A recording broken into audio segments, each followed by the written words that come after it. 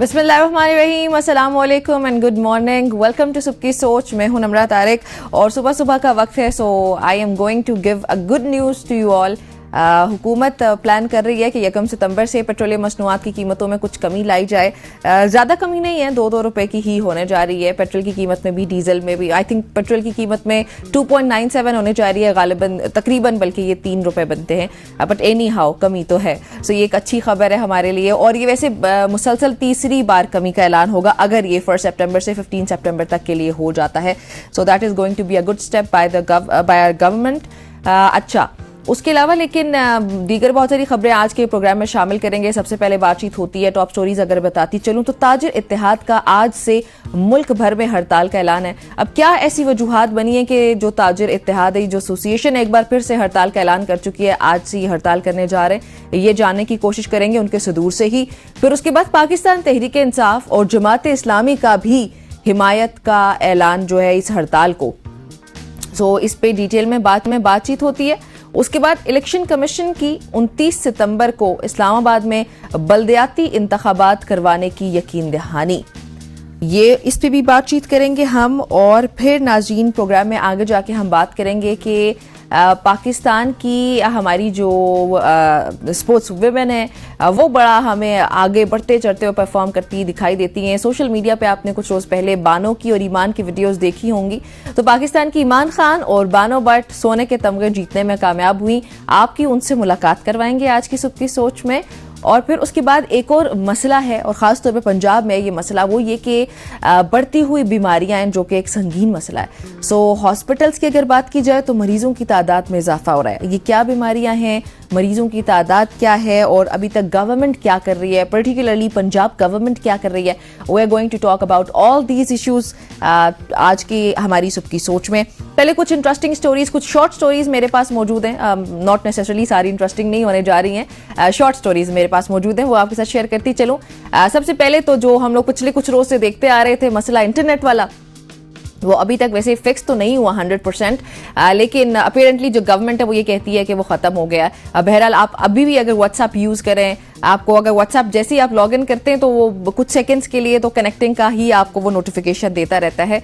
बहरहाल इंटरनेट की बंदिश की अगर बात की जाए तो उससे मुल्की मईशत को होने वाले नुकसान के कुछ स्टेटिस्टिक्स, कुछ नंबर्स, कुछ अदाद शुमार इस वक्त सामने आ चुके हैं। जो अदाद शुमार सामने आए वो इकट्ठा करने वाले जर्मन इदारा है जिसने ये किया। तो वो जर्मन इदारे के मुताबिक इंटरनेट शटडाउन से 2023 में पाकिस्तान की इक्तिसादियात को 65 अरब रुपए का नुकसान बर्दाश्त करना पड़ा। Mark my words, 65 Arab rupees, मतलब इतने ज्यादा पैसे, 65 अरब रुपए का नुकसान हुआ। फिर इंटरनेट बंदिश का मजमुई दौरानिया जो है वो 259 घंटे रहा, 259 आवर्स, जिससे 8 करोड़ 30 लाख पाकिस्तानी मुतासिर हुए। माली साल नुकसान की मद में पाकिस्तान दुनिया में 7वीं पोजीशन पर है। आप अंदाजा लगाएं कि हम हर चीज में ही इतना पीछे हैं। वहां पे इंटरनेट का जहां पे ये दौर है, टेक्नोलॉजी का ये दौर है, इंटरनेट के जरिए ही इंसान का हर काम, लिटरली हमारी पूरी लाइफ इंटरनेट पे डिपेंडेंट है। तो वहां पे पाकिस्तान जो है वो इंटरनेट की बंदिश का जहां पे मामला आता है 7वीं पोजीशन पर है पूरी दुनिया में। और इंटरनेट की बंदिश में गुज़िश्ता साल भारत दुनिया भर में सर फहरिस्त रहा था, जहां 47 करोड़ सारिफीन मुतासिर हुए थे। भारतीय इक्तिसादियात को माली नुकसान का तखमीना 8 अरब रुपए है। बहरहाल ये 2023 के कुछ स्टेटिस्टिक्स इस रिपोर्ट में सामने आए। अब 2024 के तो मुझे लगता है इससे भी ज्यादा डेविस्टेटिंग होंगे, लेकिन अल्लाह ना करे। चलें, अभी कुछ हिस्सा रहता है इस साल का, उसमें तो हो सके कि कुछ मामला बेहतर हो जाएं। अच्छा, पंजाब गवर्नमेंट की कुछ बात कर लेते हैं। वज़ीर आला पंजाब मरियम नवाज शरीफ का अपनी छत अपना घर जो उनकी स्कीम है उसका आगाज हो गया, जिसके तहत जमीन के मालिकान को घर बनाने के लिए बगैर सूद के कर्जे फराहम किए जाएंगे। इस स्कीम में 1.5 मिलियन रुपए तक के कर्जे दिए जाएंगे, और यानी कि 15 लाख रुपए ये बनते, ये कर्जे दिए जाएंगे, और जिनकी पहली 3 माह की अक़सात मुआफ होंगी और बाद में आसान माहाना अक़सात में वापसी होगी। ये बड़ी अच्छी स्कीम है। अगर इसको प्रैक्टिकली पॉसिबल कर लिया जाता है पंजाब गवर्नमेंट की जानिब से, तो it's going to be a big project for them. अपनी छत अपना घर स्कीम जो है, और जिसमें 15 लाख रुपए कर्ज, वो भी बिला सूद अगर मिल रहा है, so that's actually very good, और ये पंजाब गवर्नमेंट का एक अच्छा स्टेप है। अच्छा, आगे बढ़ते हैं। एक और स्टोरी आपके साथ शेयर करती चलूं। वैसे तो हसनैन होते हैं मेरे साथ, एक स्टोरी मैं आपके साथ शेयर किया करती हूँ, एक स्टोरी हसनैन करते हैं, लेकिन आज चूंकि मैं अकेली हूँ मुझे ही सब स्टोरीज शेयर करनी पड़ी हैं। ये स्टोरी बहरहाल आतिफ असलम से मुतालिक है। आतिफ असलम ने गिलगित बल्तिस्तान के बच्चों के साथ एक जज्बाती तस्वीर शेयर की है और उन्होंने बच्चों के साथ बड़ी खूबसूरत लम्हात शेयर किए और उन्होंने बच्चों ने उनको बाय द वे पहचान लिया और फिर उसके बाद वो बच्चों के जो पिक्चर्स शेयर किए हैं उन्होंने उसमें नज़र आ रहा है कि बच्चों के चेहरे पर खुशी है और वो खुद भी काफ़ी खुशी और जोश से उन बच्चों से मिल रहे हैं। ये अच्छा, वैसे आतिफ असलम का अक्सर इस तरह की कोई ना कोई वीडियो सामने आती रहती हैं, पिक्चर जिसमें वो अपने मद्दाहों से बड़े ही प्यार से, सुकून से, इत्मीनान से मिलते हैं और उनको जो है वो अप्रिशिएट करते हुए हमें नज़र आते हैं। अच्छा, नेक्स्ट स्टोरी आपके साथ शेयर करूं। खैबर पख्तूनख्वा में सरकारी स्कूल्स को पब्लिक ट्रांसपोर्ट पार्टनरशिप के तहत चलाने की मंसूबाबंदी मुकम्मल हो चुकी है, जिसमें 24 स्कूल्स का जो है वो फिजिबिलिटी सर्वे हुआ और 8 ऐसे प्राइमरी स्कूल्स हैं जो कि इसके लिए मौजू करार दिए गए हैं, उनको मतलब वो उसके लिए सूटेबल हैं। अगर सूबे की बात की जाए तो 47 लाख बच्चे ऐसे हैं जो कि स्कूल से इस वक्त बाहर हैं। इतना बड़ा नंबर है ये, और जो भी बच्चा है, जो भी तालिब इल्म है, उस पर माहाना 41,055 रुपये खर्च होते हैं माली बोझ कम करने और फिर साथ जो तालीमी मयार है उसको बेहतर बनाने के लिए ये इकदाम किया गया है।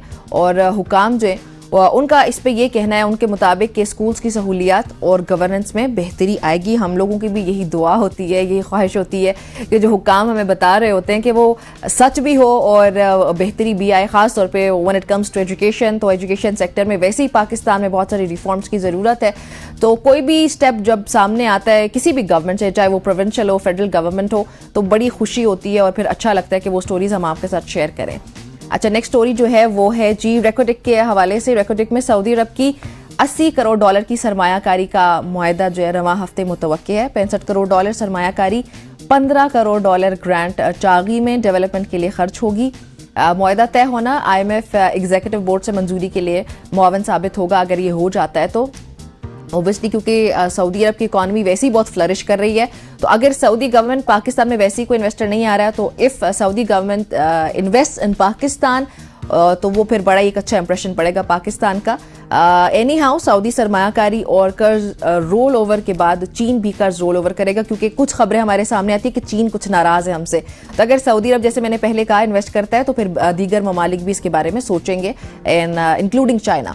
तो पाकिस्तान ने रेकोडेक में सऊदी सरमायाकारी के लिए 90 करोड़ डॉलर का तखमीना लगाया था और सऊदी अरब रेकोडेक के एक्सप्लोरेशन लीज ब्लॉक 6 और ब्लॉक 8 में भी सरमायाकारी करेगा। सऊदी अरब से रेकोडेक में मजमूई सरमायाकारी का तखमीना 10 अरब डॉलर तक लगाया जा रहा है। सो ये काफ़ी बड़ी अमाउंट है और इसमें अगर इन्वेस्टमेंट आती है तो ये भी एक अच्छी बात हो जाएगी पाकिस्तान के फेवर में, हमारे फेवर। इन्वेस्टर्स का जो एक ट्रस्ट है वो बिल्ड करने में, जो कि इस वक्त काफ़ी बड़ी हद तक जो है वो ख़त्म हो चुका है। तो अभी अच्छा, एक और इंटरेस्टिंग खबर है, इंटरेस्टिंग इन द वे कि पाकिस्तानियों का इस पर बड़ी दिलचस्पी होगी। ऑक्सफोर्ड यूनिवर्सिटी की चांसलरशिप अगर किसी पाकिस्तानी के हिस्से में आए तो ये पाकिस्तान के लिए एक एजाज़ की बात है, लेकिन अगर इस पर उम्मीद जो है, इस पर उम्मीद एजाज़ पर भी सियासत की जाए तो एक बड़ी अफसोस की बात ये है कि मतलब पाकिस्तान का अगर कोई भी शख्सियत नॉमिनेट हुआ है तो ये बहुत बड़ी बात है पाकिस्तान के लिए। एंड बाय द वे कुछ रोज पहले आपने ज़रूर देखा होगा कि बानी PTI को ऑक्सफोर्ड चांसलरशिप के इंतखाबात में हिस्सा लेने की खबरें जो है गुज़िश्ता कई हफ्तों से वो गर्दिश कर रही थी सोशल मीडिया पर। बानी PTI को ऑक्सफोर्ड यूनिवर्सिटी चांसलरशिप या उनको चांसलर अब नहीं बनने देंगे। ये मैं नहीं कह रही हूँ, ये मुस्लिम लीग नून के रहनुमा मलिक नूर आवान जो हैं उन्होंने ये कहा, वो मैदान में सामने नजर आए इमरान खान के खिलाफ और उन्होंने कहा कि इमरान खान की बतौर उम्मीदवार नामजदगी रुकवाने के लिए ऑक्सफोर्ड यूनिवर्सिटी इंतजामिया को खत लिख दिया है। अब इस खत के मंदरजात क्या है, वो जैसे ही खत हमें रिसीव होगा वो ज़रूर मैं आपको पढ़ के सुनाऊंगी, मैं आपके साथ शेयर करूंगी कि नूर आवान साहब क्या कहना चाह रहे हैं इस खत में, वो क्यों ये खत लिख के बताना चाह रहे हैं कि Imran Khan shouldn't be the chancellor, उनको ये चांसलरशिप नहीं मिलनी चाहिए, उनके क्या एतराज़ात हैं, क्या रिजर्वेशंस हैं, ये ख़त सामने आ जाने के बाद हम आपके साथ ज़रूर शेयर करेंगे। अच्छा, ये कुछ इंटरेस्टिंग स्टोरीज थी हमारे पास, हमने आपके साथ शेयर की हैं और आई होप सो कि इन खबरों से कुछ ना कुछ आपने ज़रूर सीखा होगा। यहाँ पे वक्त हो जाता है ब्रेक शामिल करने का, आपने कहीं नहीं जाना, देखते रहना सुबकी सोच। Welcome back everybody. ब्रेक से पहले हमने कुछ शॉर्ट स्टोरीज आपके साथ शेयर की थी, लेकिन अभी कुछ लॉन्ग स्टोरीज भी हमारे पास मौजूद हैं। कुछ बड़ी तहलका खेज खबरें हैं, कुछ तहलका खेज मामलात मुल्क में चल रहे हैं। सबसे पहले तो बात कर लेते हैं सिंध ताजिर इत्तेहाद की, जो कि आज से मुल्क भर में हड़ताल का ऐलान कर चुके हैं। उन्होंने ऐलान किया हुआ है बल्कि, और इसमें बलूचिस्तान के ताजरान ने भी शिरकत की तस्दीक की है। और कराची ताजिर इत्तेहाद के सदर जो हैं अतीक मीर साहब, उन्होंने हुकूमत पर तनकीद की और तनकीद करते हुए उन्होंने ये कहा कि हुक्मरान अवाम की मुश्किलात बढ़ा रहे हैं। वैसे आई अग्री, मैं उनसे अग्री करती हूँ कि ये मामलात जो है ना, अवाम की मसाइल में उनका बढ़ जाना या अवाम की मुश्किलात बढ़ना, इसके जिम्मेदारान जो हैं वो ऑब्वियसली हमारे हुकाम ही होते हैं, आला हुकाम। खैर, मरकजी अंजुमन ताजरान के सदर काशिफ चौधरी जो हैं, उन्होंने ये कहा कि यह हड़ताल महंगी बिजली और टैक्सेस के खिलाफ है। हुकूमत ने ताजरान के मसाइल के हल के लिए 27 अगस्त को FBR में मुज़ाकरात की दावत दी थी। तो फिर ये मुज़ाकरात क्यों नहीं हो पाए, ये जानने के लिए इस वक्त हमारे साथ मौजूद है शर्जील गोपलानी साहब, जो कि सदर हैं टिम्बर मार्केट के। गोपलानी साहब, अस्सलाम वालेकुम and welcome to the show. वालेकुम, बहुत बहुत शुक्रिया। गोपलानी साहब, बताइएगा, अगर हुकूमत की जानिब से मुज़ाकरात की दावत दी गई थी गुज़िश्ता रोज, तो वो क्यों नहीं हो पाए, क्या मसला हुआ? देखें, पहली बात तो ये कि टाइमिंग गलत थी। एक दिन पहले मुज़ाकरात कभी भी नहीं हो सकते। जब 14 दिन 15 दिन का टाइम दिया गया था हड़ताल की कॉल था, तो हुकूमत के पास बहुत टाइम था। इस दौरान वो मुज़ाकरात भी कर सकती थी और मामला हल भी कर सकती थी। कल हमें सिर्फ एक फॉर्मेलिटी के लिए बुलाया गया था और 12 दफा हम इनको अपनी तजावीज़ दे चुके थे। कल फिर हमसे तजावीज़ ली गई और फिर हमें कहा गया कि हम ये आपकी तजावीज़ सही हैं और काबिल गौर हैं, इसलिए इंशाल्लाह हम हुकूमत से बात करके फिर आपको बताएंगे कि ये मसला हल हो जाएगा इंशाल्लाह 2-3 दिन में। लेकिन हमें हुकूमत के नुमाइंदों पर कोई भरोसा नहीं है। आज की हड़ताल तो टोकन स्ट्राइक है। अगर आज या कल तक ये मामला हल नहीं हुआ तो फिर दूसरी कॉल भी हम दे सकते हैं बहुत जल्दी। सही, लेकिन आप लोगों को क्यों ट्रस्ट नहीं है सर? गवर्नमेंट अगर अपॉइंट करती है, कोई कमेटी बनती है, कोई लोग अगर सामने आते हैं डायलॉग के लिए, तो क्यों ट्रस्ट नहीं कर पाते आप लोग? कमेटियां आपको सामने हैं। आज तक जो भी कमेटी बनी है, कभी किसी कमेटी ने काम नहीं किया है। और ट्रस्ट की जो बात है, अगर हुकूमत हमारी बात पे सीरियस होती तो ये मामला आज से नहीं चल रहा है। ये 3 माह हो गए। जून में ये जब आपका बिल आया है, फाइनेंस बिल से ये मामला शुरू हुआ है। ठीक है, मई से ये मसला शुरू हो चुका था और आज आप देखें हम सितंबर में दाखिल। सर, वक्तन फवक्तन आप लोग हड़ताल करते भी रहे, तो कहीं पे भी कोई भी बेहतरी नहीं आई? 3 महीने का ड्यूरेशन आप बता रहे हैं। नहीं, बिल्कुल कोई बेहतरी नहीं आई और आज टोकन स्ट्राइक है। आप पूरे पाकिस्तान में आज इनको बेहतर जाएगा। और अगर खुदा ना खास्ता बेहतरी नहीं आई तो फिर 2003 की स्ट्राइक भी गवर्नमेंट को याद रखनी चाहिए। फिर वो अगर वो हालात आ गए तो फिर 1.5 महीना मुद्दत तक की स्ट्राइक भी हो सकती है। अच्छा गोपलानी साहब, किस पॉइंट पे जाके ना आप लोगों की बात बिगड़ जाती है गवर्नमेंट की, और आप लोगों की क्या मसला कहाँ पे आता है, किस पॉइंट पे? देखिए, किसी एक भी पॉइंट ऐसा नहीं जिससे गवर्नमेंट जो हमारी बात सुन पा रही हो। अब जैसे ताजिर ग्रोथ स्कीम हमने एक्सेप्ट कर ली थी कि ठीक है, आप एक स्कीम लाए, हम एक्सेप्ट करते हैं। तो उसमें सबसे बड़ी कवायद ये है कि जो लोग 30 साल 40 साल से जो लोग टैक्स पे कर रहे हैं रेगुलर, उनको भी इसी ताजिर ग्रोथ स्कीम में डाल दिया गया। जो इम्पोर्टर जो कि सेक्शन 147B के अंदर एडवांस इनकम टैक्स पे कर देते हैं, उनको भी इसी में डाल दिया गया। और सबसे बड़ा मसला ये है कि जो टेबल रखा गया वो 100 रुपए से लेके 60,000 का, कराची की 46 मार्केटों को 60,000 की उसमें डाल दिया गया। अब एक मार्केट में नाई भी है, एक मार्केट में दूध वाला भी है, एक मार्केट में जो है परचून फरोश भी है। आप 60,000 वो महाना कहाँ से दे सकते हैं? दुकान का किराया 10,000 वो नहीं दे पाता, 60,000 हुकूमत को महाना कहाँ से देगा? मंतक हुकूमत की ये है कि आप 60,000 जमा करा दें, 1 साल बाद आपका जब रिटर्न फाइल होगा तो हुकूमत के बाद जो पैसे निकलेंगे हम आपको वापस कर देंगे। वो बेचारे के पास महाना अखराजात के पैसे पूरे नहीं होते, वो 60,000 हुकूमत को कहाँ से ला के देगा? ठीक हो गया। तो आज जो सिंध और बलूचिस्तान में ऐलान किया हुआ आप लोगों ने, इसकी बुनियादी वजूहात यही रखेंगे या क्या वजूहात होंगी? नहीं, 3 वजूहातें। एक तो हमारा ताजिर स्कीम का इशू है, दूसरा IPP। सॉरी, मैं अंडरस्टैंड नहीं कर पाई गोपलानी साहब, पहली वजह क्या बताई आपने? ताजिर दोस्त स्कीम FPR का जो इशू है हमारा। जी। ठीक है। नंबर 2 हमारा है IPP का, जो इन्होंने कॉन्ट्रैक्ट किए हुए हैं उनको रिवाइज करें और जिनके कॉन्ट्रैक्ट खत्म हो रहे हैं उनको कैंसिल करें। उनको दोबारा जो है रिन्यू करने की जरूरत नहीं है।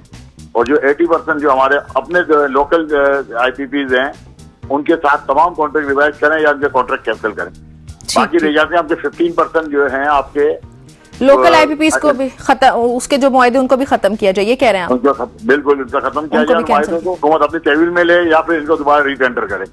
ओके, ठीक हो गया। अच्छा, और कराची ताजिर इत्तेहाद के जो सदर अतीक मीर साहब ने, उन्होंने भी गवर्नमेंट पे कुछ इल्जाम लगाए, क्या आप एलेबरेट कर सकते हैं वो क्या इल्जाम है? उनका कहना बिल्कुल सही है कि हुकूमत जो है वो लोगों की जिंदगी मुश्किल कर रही है। जहाँ पे लोग ना बिजली का बिल दे पा रहे हैं, लोग खुदकुशियां कर रहे हैं। अजीम से मेरी रात को भी बात हुई थी और उनसे उनका बिल्कुल हम उनकी बात से इत्तेफाक कर रहे हैं। तीसरा हमारा जो मुद्दा है वो है आपका बिजली और गैस के बिल। ठीक है, बिजली के रेट कम करें, गैस के रेट कम करें, और जो बिजली के बिलों पे टैक्स लगा के आता है, हर शख्स वो टैक्स नहीं दे पाता। उसमें ज़कात के मुस्तहिक लोग हैं, जो ज़कात पे जिनके घर का गुजारा होता है, जो बेवा हैं जिनका ज़कात पे गुजारा होता है, वो भी टैक्स दे रहे हैं। मस्जिदों के बिलों में टैक्स आ रहे हैं। घर में कौन सी इनकम है, कौन सी सेल है जो घर वाले इनकम टैक्स और सेल टैक्स देंगे? 24% जो है वो घरों के बिलों में भी टैक्सेस लिए जाते हैं। इन चीजों को खत्म करें, ये बहुत हो गया। ठीक हो गया। अच्छा, मरकजी अंजुमन ताजरान के सदर जो हैं काशिफ चौधरी साहब, उन्होंने भी कुछ हड़ताल के हवाले से बयान दिया, वो क्या कह रहे हैं? वो भी यही बात कर रहे हैं जो मैंने आपसे कही है। ये 3 मेन मुद्दे हैं जिससे तमाम ताजिर रहनुमा जो है उस पर मुत्तफिक है, और तमाम ताजिर रहनुमा इसी बात के ऊपर एक साथ चलने को तैयार हैं। अच्छा गोपलानी साहब, हड़ताल के दौरान कारोबार बंद करने की जरूरत क्यों पेश आई है या पेश आती है? अभी के क्या मामला है जहाँ पे आपको ये लगता है कि हड़ताल के दौरान कारोबार को भी बंद कर दिया जाए? देखें, सबसे बड़ी बात यह है कि दुकानदार का कारोबार होगा तो वो अपना मामला चलाएगा। जब हम अपने खुद के कारोबार बंद कर रहे हैं, इसका मतलब ये कि हमारा कारोबार खत्म हो चुका है। इस वक्त तो हमारी मैशियत अब वेंटिलेटर में नहीं है, मैशियत खत्म हो चुकी है, मैशियत मुर्दा हो चुकी है। हम इसलिए अपने कारोबार बंद कर रहे हैं। वैसे ही दुकान में जाएंगे तो खर्चे भरते हैं, इससे बेहतर है कि हम घरों में बैठ जाएं, तो वो खर्चे से तो हम कम से कम बच जाएंगे। ठीक हो गया। अच्छा, अगर एफपीआर की जानिब से आप लोगों को मुज़ाकरात की पेशकश की जाती है, व्हाट डू यू थिंक कि ये ताजरान के जो मसाइल है उसके हल की जानिब गामजन हो सकेगी बातचीत? देखें, अब तो एफबीआर से की कोर्ट से बोल निकल चुकी है। मेरा जहां तक ख्याल है कि अब हुकूमती नुमाइंदों को बैठना चाहिए इस मसले को हल करने के लिए। एफबीआर ने तो कोशिश कर ली। हम अच्छा, ये आप लोग क्योंकि सिंध और बलूचिस्तान में करें तो ये प्रोविंशियल गवर्नमेंट्स भी इसमें इन्वॉल्व होंगी, फेडरल गवर्नमेंट भी? नहीं, देखें, हम सिंध बलूचिस्तान नहीं, हम पूरा पंजाब बंद है, पूरा केपी बंद है, पूरे मुल्क में ये हड़ताल है। और इसमें ये इशू है फेडरल गवर्नमेंट का। प्रोविंशियल गवर्नमेंट का इसमें कोई इतना बड़ा रोल नहीं है। फेडरल गवर्नमेंट ने ही मसले को रिजॉल्व करना है। और जो फाइनेंस मिनिस्टर है वो अपना रवैया भी दुरुस्त करें। वो जो हमें अपना भेड़ बकरी की तरह जो हाँक रहे हैं ना, वो भी उनका रवैया दुरुस्त नहीं है। ऐसा नहीं हो कि हमने कोई बात कह दी तो उनको बुरी लग जाएगी। ठीक हो गया। अच्छा, आपकी राय में से हड़ताल और एहतजाज अगर ये होता है, खुदा न खास्ता, ऑब्वियसली कॉमन सेंस की बात है वैसे कि बहुत सारे मसले होंगे, लेकिन आपको नहीं लगता कि मईशत मजीद हमारी खराब हो जाएगी, मजीद मसले हो जाएंगे मईशत के लिए भी? आप लोगों के भी वैलिड पॉइंट्स, आई अंडरस्टैंड। देखें, आप ये मईशत खराब करने वाले कौन हैं? ये मईशत खराब करने वाले यही लोग हैं जो आज हम पे ये जो मुसल्लत हुए हैं। अगर इन्होंने मईशत सही तरीके से चलानी होती तो आज हम इस नहज पे कहाँ पहुंचते?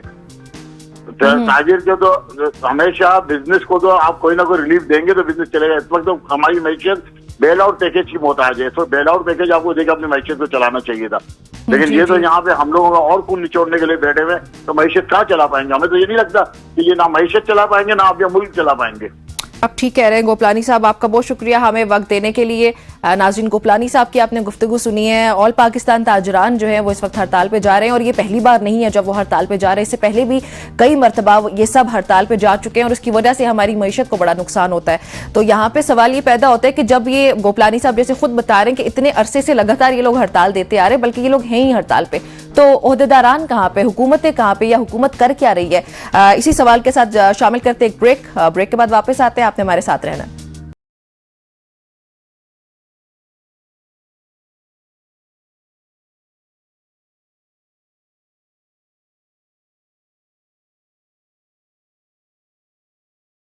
Welcome back everybody. ब्रेक से पहले हमने शर्जील गोपलानी साहब से बात की थी। अभी हमें ज्वाइन करने जा रहे हैं जी मुजाहिद मकसूद भट्ट साहब, जो कि सदर हैं अंजुमन ताजरान लाहौर के। उनको वेलकम कहते हैं शो में। मुजाहिद साहब, अस्सलाम वालेकुम।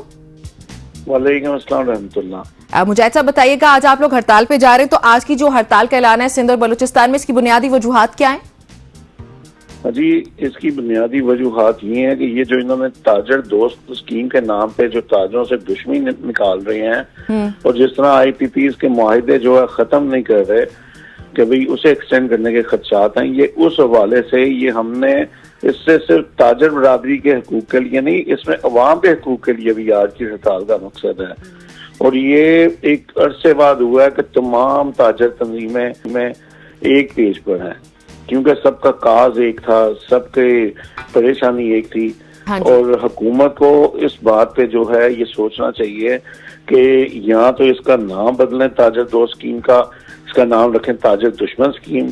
तो अगर ये नाम भी रख लेंगे, किसी सूरत हमें ये स्कीम कबूल नहीं है, इस पर कोई कंप्रोमाइज नहीं होगा, क्योंकि ये उन्होंने वो काम किया है कि जो इंसान 30 साल से टैक्स अगर दे रहा है, फाइलर जो है, तो उसको भी इन्होंने जो है नॉन फाइलर के साथ एक कमरे में बंद कर दिया है, ना कि सहूलतें पैदा करें ताकि देखने वाला जो है मजबूरन उसमें जो है शामिल हो। अच्छा, मुजाहिद साहब, एक जो मुझे कंफ्यूजन है, मैं चाहती हूँ आप इसको एड्रेस भी करें कि ये ताजिर दोस्त स्कीम या ताजिर दुश्मन स्कीम की बात नहीं है, असल में बात आती है टैक्सेस की।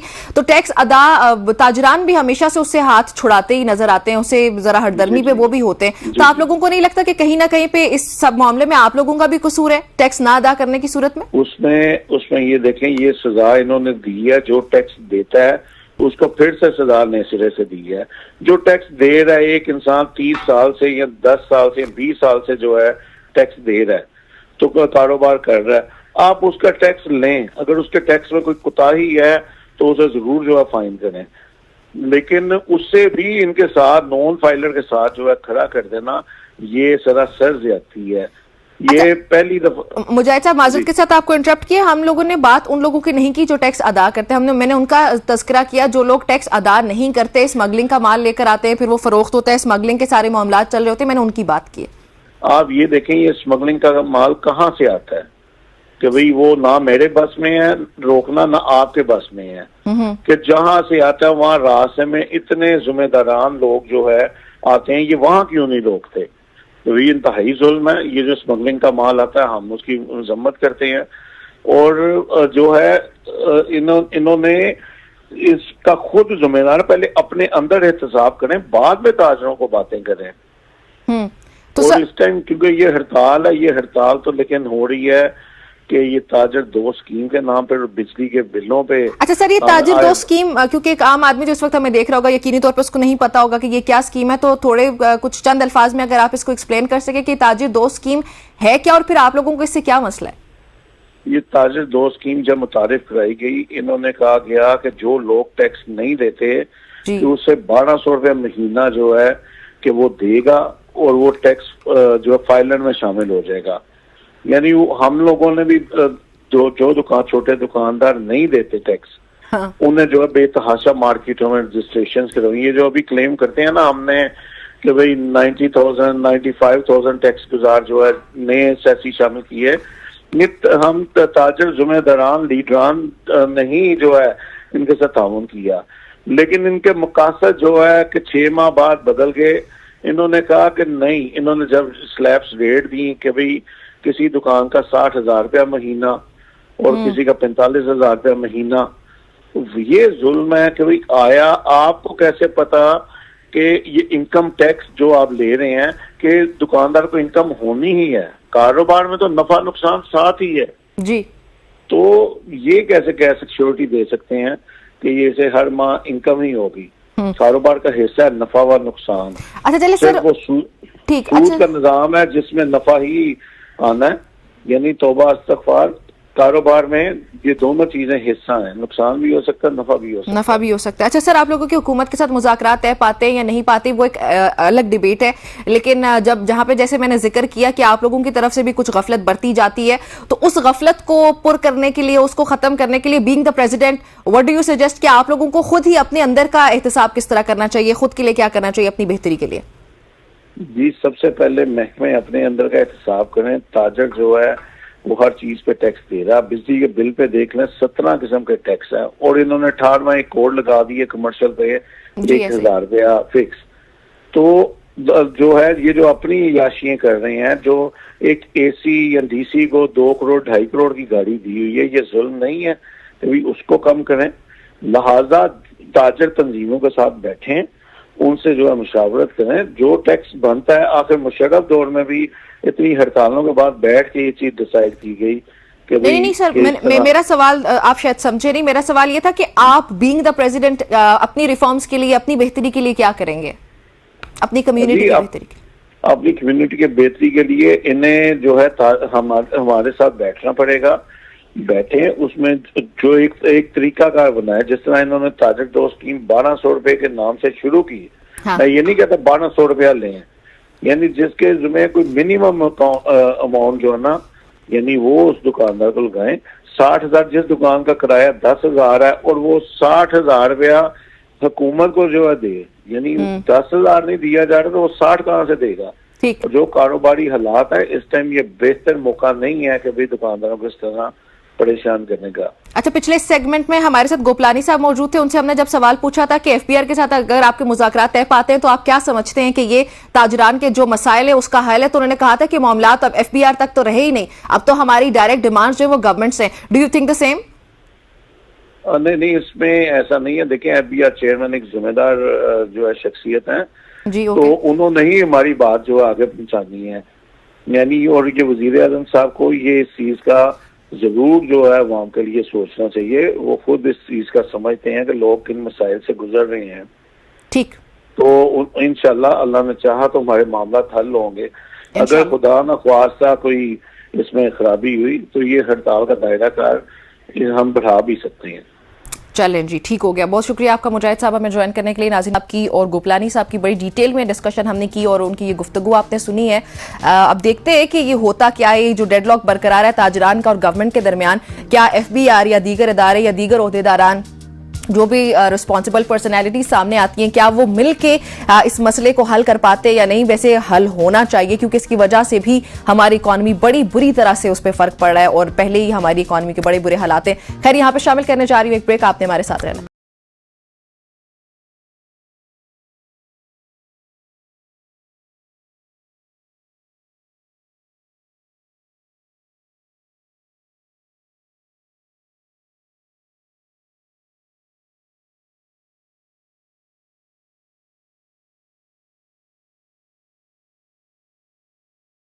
वेलकम बैक एवरीबॉडी, एक बार फिर से खुशामदीद कहते हैं सबकी सोच में। अच्छा, अभी का जो हमारा सेगमेंट होने जा रहा है वो थोड़ा सा डिफरेंट भी है और इम्पॉर्टेंट भी है, तो आप सबने ज़रूर इसको गौर से सुनना है।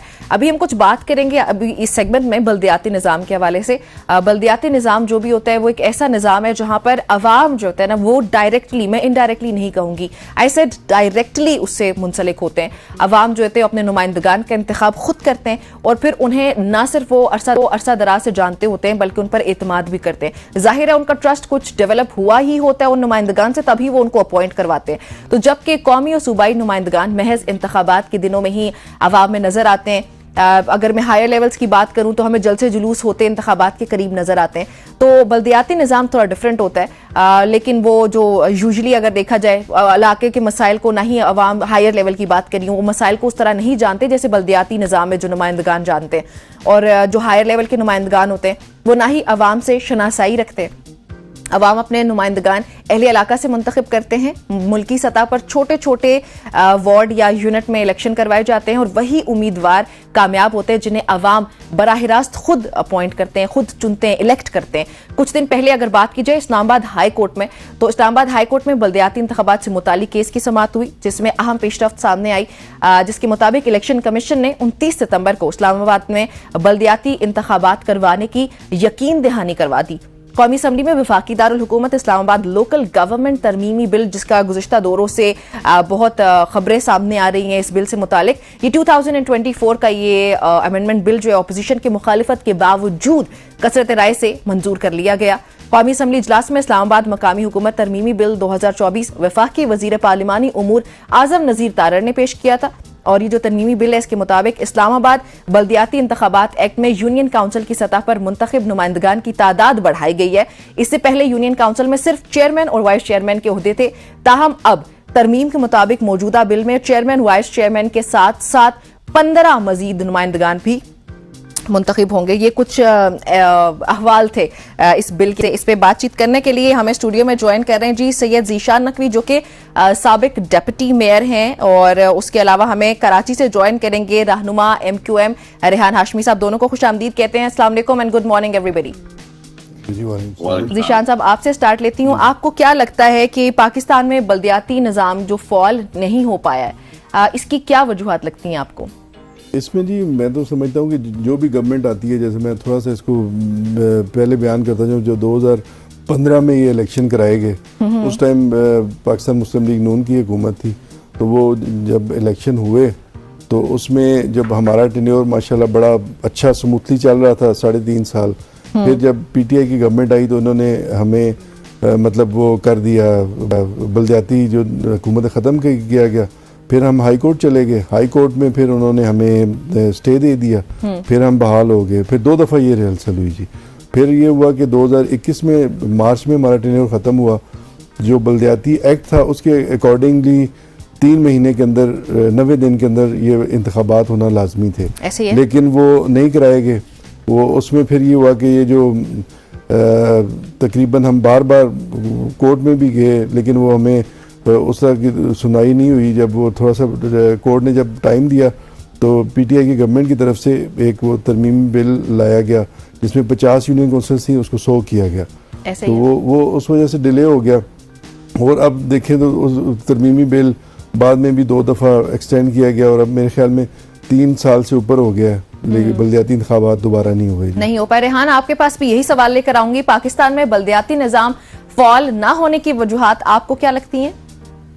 बिस्मिल्लाहिर्रहमानिर्रहीम। देखिए, इसमें मल्टीपल वजूहात हैं। जिस तरह के आपने प्रोग्राम के इंट्रो में बताया कि थर्ड टियर ऑफ गवर्नमेंट, जिसको जमहूरियत की नर्सरी कहते हैं, ये किसी भी मुहज़्ज़ब मुआशरे में इंतहाई कलीदी किरदार अदा करता है। लेजिस्लेशन का, पार्लियामेंटेरियंस का काम है लेजिस्लेशन, जबकि अवाम के साथ बराह रास्त अवाम के जो कोर इशूज हैं, घर से निकलते ही के साथ सेवरेज का मसला हो, पानी की तरसील, पानी का की दस्तयाबी, लाइट है, सड़कों की मुरम्मत है, बिल्डिंग है, मास्टर प्लान है एंड सो ऑन, या सॉलिड वेस्ट है, ये तमाम अमूर जो है वो थर्ड टियर के डोमेन के अंदर होते हैं मुहज़्ज़ब माशरों में।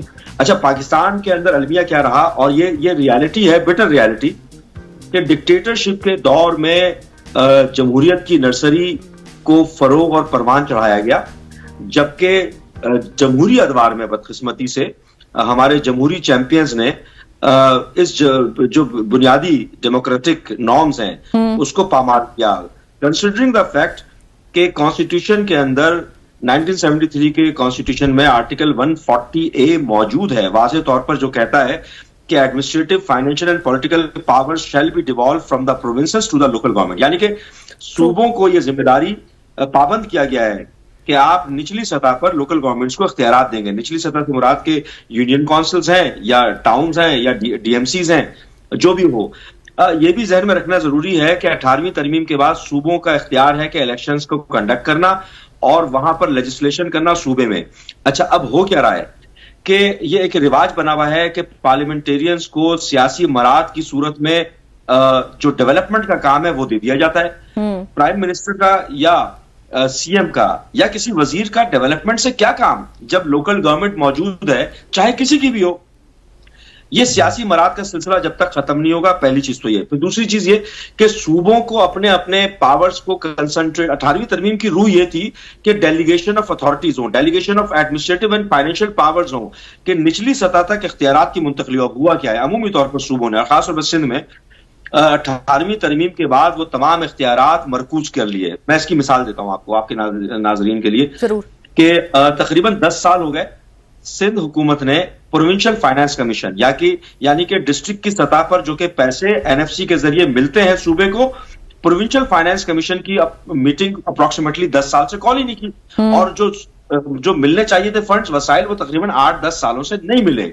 दूसरी चीज, मैंने प्रोग्राम के आगाज में आपसे गोश गुजार किया था कि बल्दियात के पास अमूमी तौर पर मुहज़्ज़ब माशरों में पानी की तरसील, पानी की निकासी, building control, master plan, solid waste, ये तमाम अमूमी तौर पर इदारे बल्दियात के पास होते हैं। यहां तक कि लोकल पुलिसिंग भी होती है। मैंने जिन जिन इदारों का, जिन जिन रिस्पॉन्सिबिलिटीज का नाम लिया है, कराची में या सिंध के अंदर लोकल गवर्नमेंट के मेयर या चेयरमैन या यूसी चेयरमैन के पास इनमें से कोई एक इदारा उसका इख्तियार नहीं रहा है, हालांकि सूबे ने अपने पास रखा।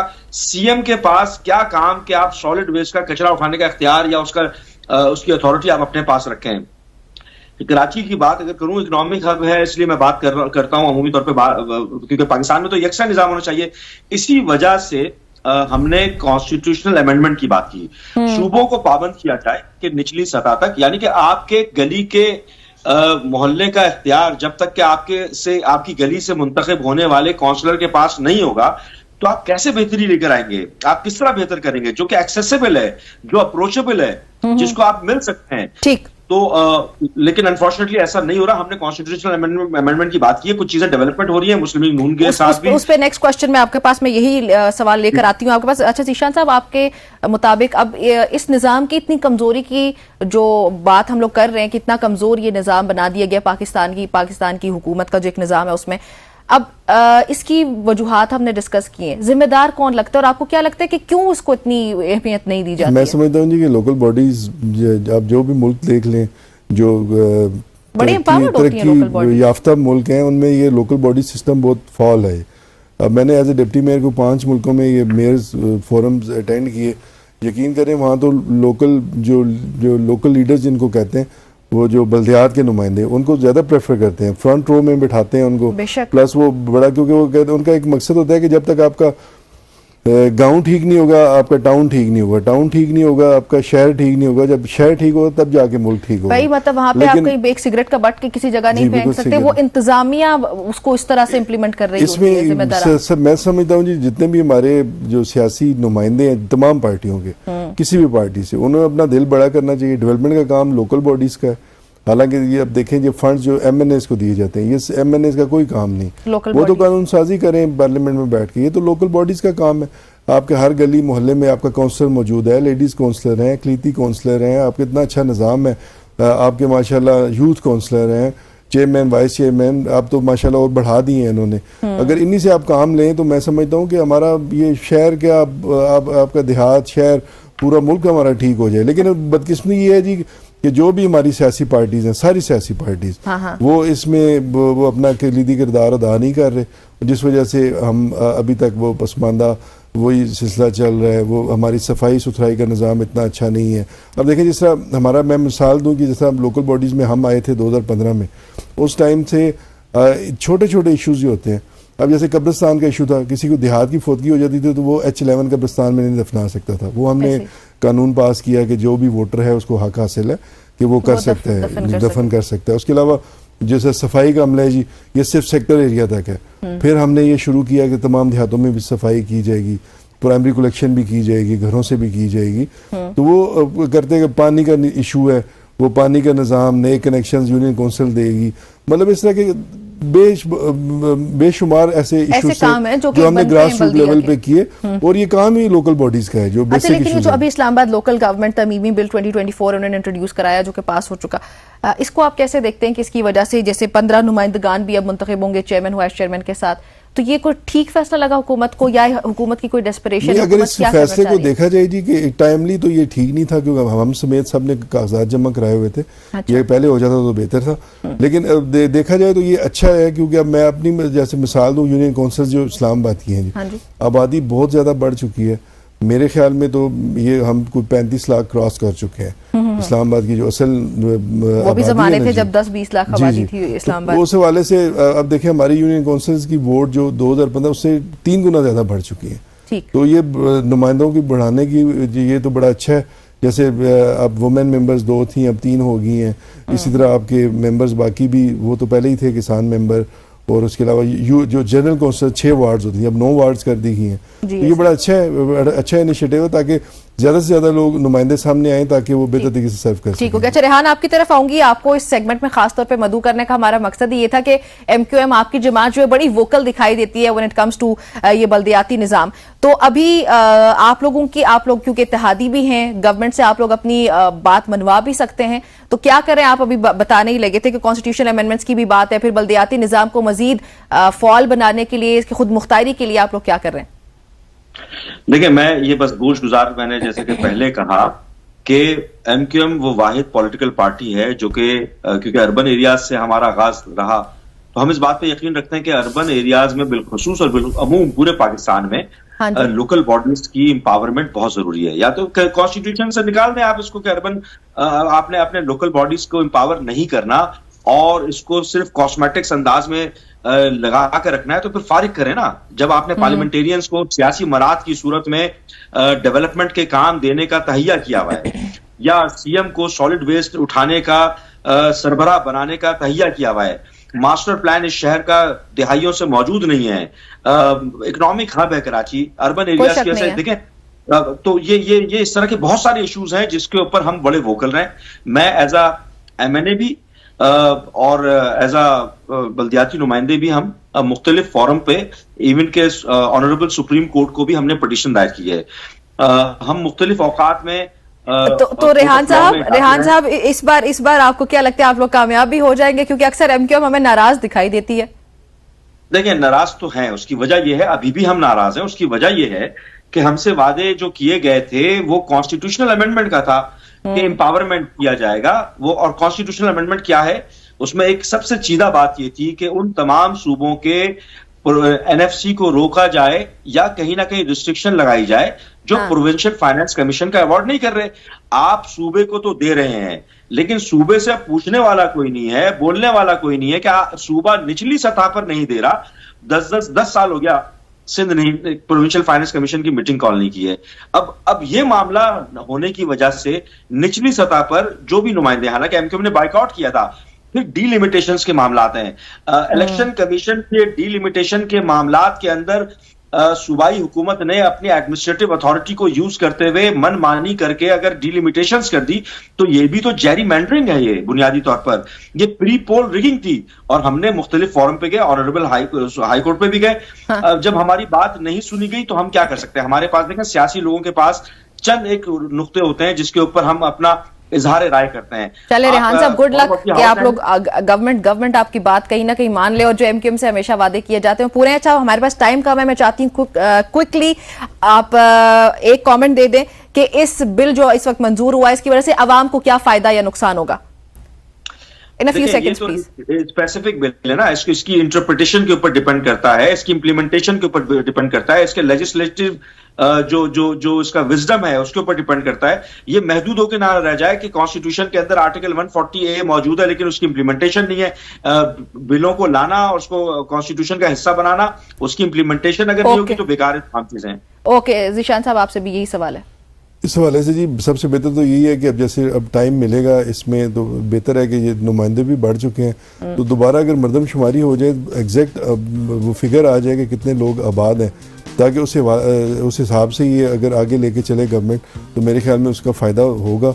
क्योंकि अगर जब जहाँ पे अब 6 नुमाइंदे थे अगर 9 नुमाइंदे हो गए हैं, वुमेन मेंबर्स भी बढ़ गई हैं, तो मेरे ख्याल में इसका फ़ायदा ही फ़ायदा है, नुकसान इसका कोई नहीं है। लेकिन हम गवर्नमेंट से भी रिक्वेस्ट करेंगे कि इसको जल्द से जल्द इम्प्लीमेंट करें और ताकि बल्दियाती इंतखाबात हो सके। चलें जी, रेहान साहब आपका भी बहुत शुक्रिया, मैं कराची से ज्वाइन करने के लिए, आपका स्टूडियो आने के लिए, सुबह के वक्त आपको डिस्टर्ब किया, आपका भी बहुत शुक्रिया। नाज़रीन, गुफ्तगू आपने सुनिया बड़े डिटेल में इस इस्लामाबाद लोकल गवर्नमेंट तमीमी बिल 2024 से मुतालिक। सो जैसे ज़ीशान साहब ने कहा कि हुकूमत को इसको फौरी तौर पर इम्प्लीमेंट करना चाहिए, which I would say the same। यहाँ पे वक्त हुआ चाहते एक ब्रेक शामिल करने का, स्टे विद मी।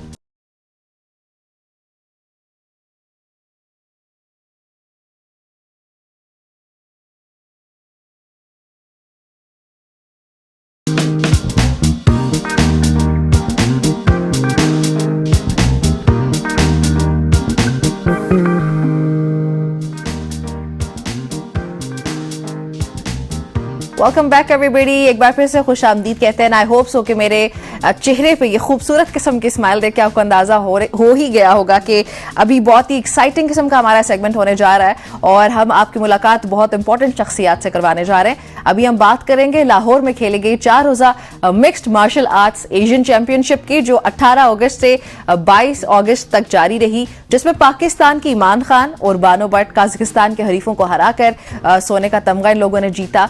हमारे साथ ईमान भी मौजूद हैं, हमारे साथ बानो भट्ट भी मौजूद हैं, दोनों को खुश आमदीद कहते हैं। ईमान, अस्सलाम वालेकुम। Welcome, Sam. How are you? Thank you for having me. I'm good. You're welcome. How are you doing, Iman? Alhamdulillah, good. सबसे पहले तो मुबारक हो यार, सबसे पहले आपको बहुत मुबारक हो कि आप इतना बड़ा कारनामा देकर पाकिस्तान का नाम आप लोगों ने ऐसे रोशन किया, बहुत मुबारक हो। Alhamdulillah, thank you so much. You know, this is like months and years of hard work और बहुत सी, you know, like hours in the gym that's led to this happening. So thank you so much. Bano भी हमारे साथ है। बानो, अस्सलाम वालेकुम। बानो, आपको कैसी हैं आप? मैं ठीक, आप कैसी हैं? मैं भी ठीक हूँ अल्हम्दुलिल्लाह। आपको भी मुबारक हो, ईमान ने तो वसूल कर ली। आई होप सो कि आप लोग पूरे पाकिस्तान से इस वक्त दाद समेट रहे हैं। बिल्कुल ऐसा ही है। चलो ईमान की तरफ आती हूँ। ईमान, पहले आपकी जर्नी मैं चाहूंगी कि आप हमारी ऑडियंस के साथ शेयर करें कि आपकी जर्नी क्या है, when did you start, how did you start it, और and how is it going so far? Alhamdulillah, it's going well, as you can, As I can see, as everybody can see. मेरी journey I think 2014 में शुरू हुई थी। I started with self defence. मुझे थोड़ा सा यहाँ सीखना था, तो मैंने क्राव मगा शुरू की थी। फिर 2017 में मैंने किक बॉक्सिंग शुरू की थी रिजवान खान और के साथ। वो अभी भी मेरे कोच है आज तक। तो पिछले मतलब 6-7 साल हम एक साथ काम कर रहे हैं।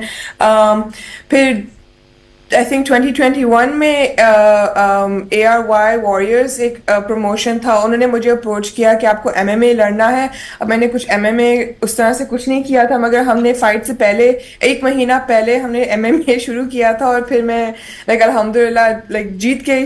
मगर it was just the start of the journey to fighting locally, fighting internationally. Alhamdulillah, 2-time national champion भी बनी हूँ, 2 times bronze medalist, gold medalist in jiu-jitsu भी बनी हूँ पाकिस्तान में, undefeated in kickboxing in Pakistan also. So alhamdulillah, जो भी opportunities में I've held them as close as I can. ठीक है, बानो की भी जर्नी जानते हैं। Bano, what is your journey?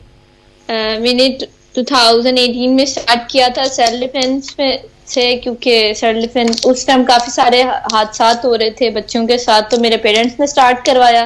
तो ठीक है, सेल्फ डिफेंस के बाद मैंने कराटे किए, karate, boxing, kick boxing, judo, jujutsu. अल्हम्दुलिल्लाह 2-time नेशनल चैंपियन हूँ मैं, 10 टाइम डिफरेंट गेम्स में चैंपियन हूँ, जुजुत्सु में 2022 से चैंपियन हूँ। तो सेल्फ डिफेंस के लिए स्टार्ट किया था 2019 में। मेरे कोच ने कहा MMA है, आपने MMA करनी है। तो उस टाइम मैंने फिर MMA स्टार्ट की। इतनी फाइट्स नहीं होती थी फीमेल्स की, क्योंकि इतना ज्यादा नॉलेज नहीं था, फाइट्स बहुत कम मिलती थी। उसके बाद आगे जाके नेशनल फाइट टूर्नामेंट हुआ, जिससे काफी ज्यादा फीमेल सामने आई और उसमें पार्टिसिपेट किया। देन मैं IMF वर्ल्ड चैंपियनशिप खेलने गई थी सर्बिया में 2023 में, और उधर मेरा ब्रॉन्ज मैंने लिया।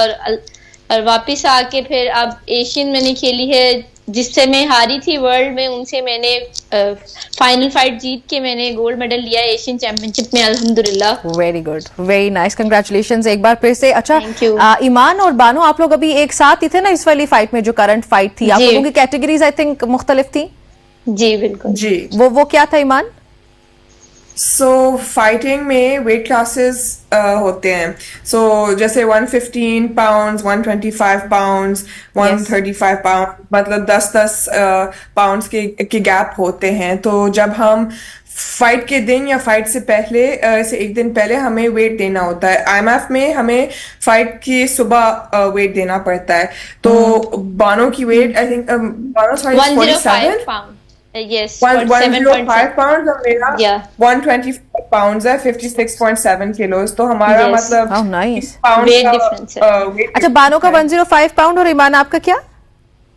125। ओके ओके, 105 एंड 125 जैसे पाउंड। बानो लड़ती है ना, मैं बताती हूँ, जैसे बानो लड़ती है वो 135 pounds जैसे लड़ती है।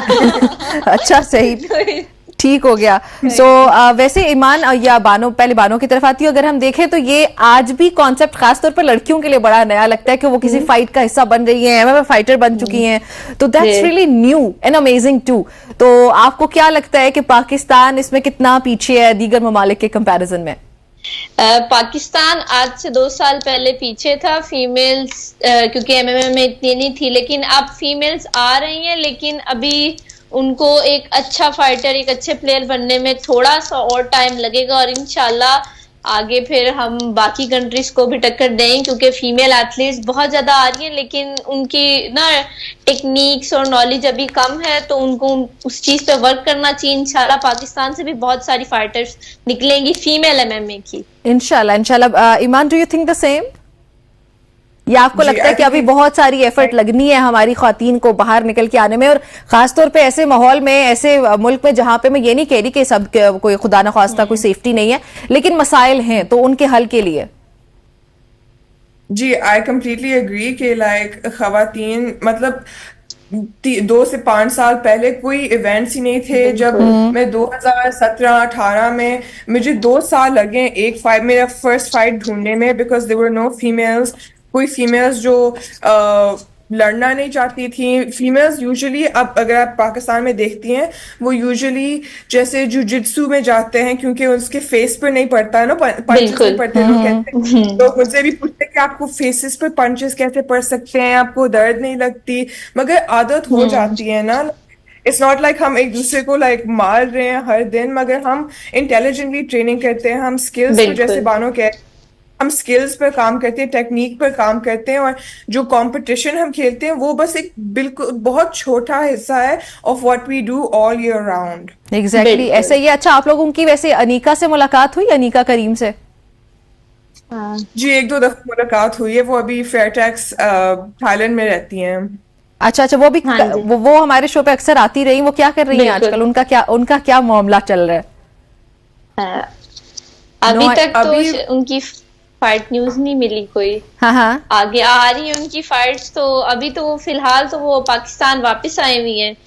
होप सो अब उनके इंडिया के साथ मैच था जो कि पोस्टपोन हो गया, तो अब वो दोबारा होगा, तो फिर उनकी फाइट हमें पाकिस्तान में देखने को मिलेगी इंडिया के साथ, इंशाल्लाह। इंशाल्लाह इंशाल्लाह। अच्छा बानो, आप लोगों की ये जो चैंपियनशिप थी, एशियन चैंपियनशिप, इसका जी। ओवरऑल एक्सपीरियंस कैसा रहा आप लोगों का? आपसे स्टार्ट करती हूँ बानो। एक्सपीरियंस बहुत ज्यादा अच्छा था, क्योंकि पाकिस्तान में फर्स्ट टाइम हुआ था कि 16 कंट्रीज 180 प्लस एथलीट्स आए थे। और जो ये IMF एशियन चैंपियनशिप है, एक इंटरनेशनल फेडरेशन ने करवाया, सब कुछ प्रोफेशनल था और मैनेजमेंट भी अच्छा था। और मतलब पाकिस्तान में देखने को इस तरह का इवेंट मिला है, जबकि हमें बाहर जाना पड़ता है चैंपियनशिप्स लड़ने के लिए। तो मैं चाहूंगी इस तरह के इवेंट्स और भी ज्यादा पाकिस्तान में, और हमें अपने होम ग्राउंड में परफॉर्म करने का मौका मिले। इंशाल्लाह इंशाल्लाह। ईमान, आपको क्या लगता है, बल्कि आपका एक्सपीरियंस कैसा रहा इस चैंपियनशिप का? अल्हम्दुलिल्लाह, ये I completely agree with Bano also कि लाइक ये पहली बार 16 टीम्स, 180 एथलीट्स जो पाक एमएमए फेडरेशन, उमर अहमद, वो लाए हैं पाकिस्तान। मतलब इतनी मेहनत करके, इतना अच्छा, बिल्कुल। मतलब दिस इज, ये IMF, ये ओलंपिक्स ऑफ MMA कहलाते हैं, हाँ हाँ बिकॉज हाँ इट्स हाँ। सच एन 5 दिन का टूर्नामेंट होता है। जो एथलीट्स आती हैं वो मतलब इनविक्टा जाती हैं, PFL जाती हैं, ऑब्वियसली UFC वन चैंपियनशिप, जो चैंपियंस यहाँ बनती हैं वो मतलब दुनिया के चैंपियंस बन जाते हैं। तो this is one of the biggest platforms, और हम बहुत लकी हैं कि ये पाकिस्तान फर्स्ट टाइम आया है। और हम like, I am also very lucky कि मैं फाइनल खेल सकती थी अपने होम ग्राउंड में, लोगों को बिल्कुल। चीयर करते हुए सुना कर, इट्स थोड़ा सा जोश मिलता है फाइट में। बिल्कुल ऐसा ही है। अच्छा, जल्दी से ये बता दें, हमारे पास टाइम खत्म हो गया, कि जो लोग इस वक्त हमें देख रहे हैं, लड़कियां खास तौर पे, वो अगर इंटरनेशनली या इवन लोकली भी खेलना चाहते हैं, इसका हिस्सा बनना चाहते हैं, तो how can they become a part of this? Are you asking me? Bano, आप बता दें, फिर ईमान जल्दी से आप, क्योंकि 30 सेकंड्स रह गए हमारे पास, जल्दी से। ठीक है, मैं फीमेल्स को ये पैगाम देना चाहूंगी कि आपको स्पोर्ट्स करना चाहिए। अगर आपको शौक है एथलीट बनने का, नहीं भी है तो आपको अपनी हेल्थ के लिए करना चाहिए, फिटनेस के लिए करना चाहिए। और स्पोर्ट्स के जरिए आप जब स्पोर्ट्स करते हैं, आप इवेंट्स खेलते हैं, आपको स्कूल कॉलेजेस में स्कॉलरशिप भी मिल जाती है, यूनिवर्सिटीज में भी मिल जाती है, और आगे आप कोचिंग भी करवा सकते हैं। पांचों उंगलियां घी में, पांचों में उंगलियां घी में। ईमान, हिस्सा बन कैसे सकते हैं? स्टार्ट कहां से लेना होगा इन सबको? आई थिंक जिम ही जाना पड़ता है, लाइक ऑब्वियसली MMA अगर आपको ट्रेन नहीं करें खुद करना को। है, जी। आप जिम जाकर अपना जिस्म, दिमाग सब कुछ मजबूत कर लें, फिर नेक्स्ट स्टेप शायद MMA कर लें। आप थोड़ा सा बॉक्सिंग के लेसन्स ले लें, जैसे हम बानो और मैंने सेल्फ डिफेंस से शुरू की थी, तो बिल्कुल। आप ही सेल्फ डिफेंस से शुरू कर लें। जैसे जितना भी आप अपना जिस्म और दिमाग को मजबूत बना सकते हैं, उतना आप जवान रहेंगे, उतना आप कॉन्फिडेंट रहेंगे। And it's just health. चले ठीक है, thank you so very much for joining us guys. Iman, आपका भी बहुत शुक्रिया। बानो, शुक्रिया। नाज़रीन, इनकी गुफ्तगू आपने सुनी, and we are super proud of them. बहुत अच्छा लगा इनसे बातचीत करके भी, एंड आई होप सो कि जो बहनें हमारी इस वक्त हमें देख रही हैं, उनको भी कोई ना कोई इनसे मोटिवेशन मिली होगी। यहाँ पे ब्रेक शामिल करने जा रही हूँ, आपने मेरे साथ रहना।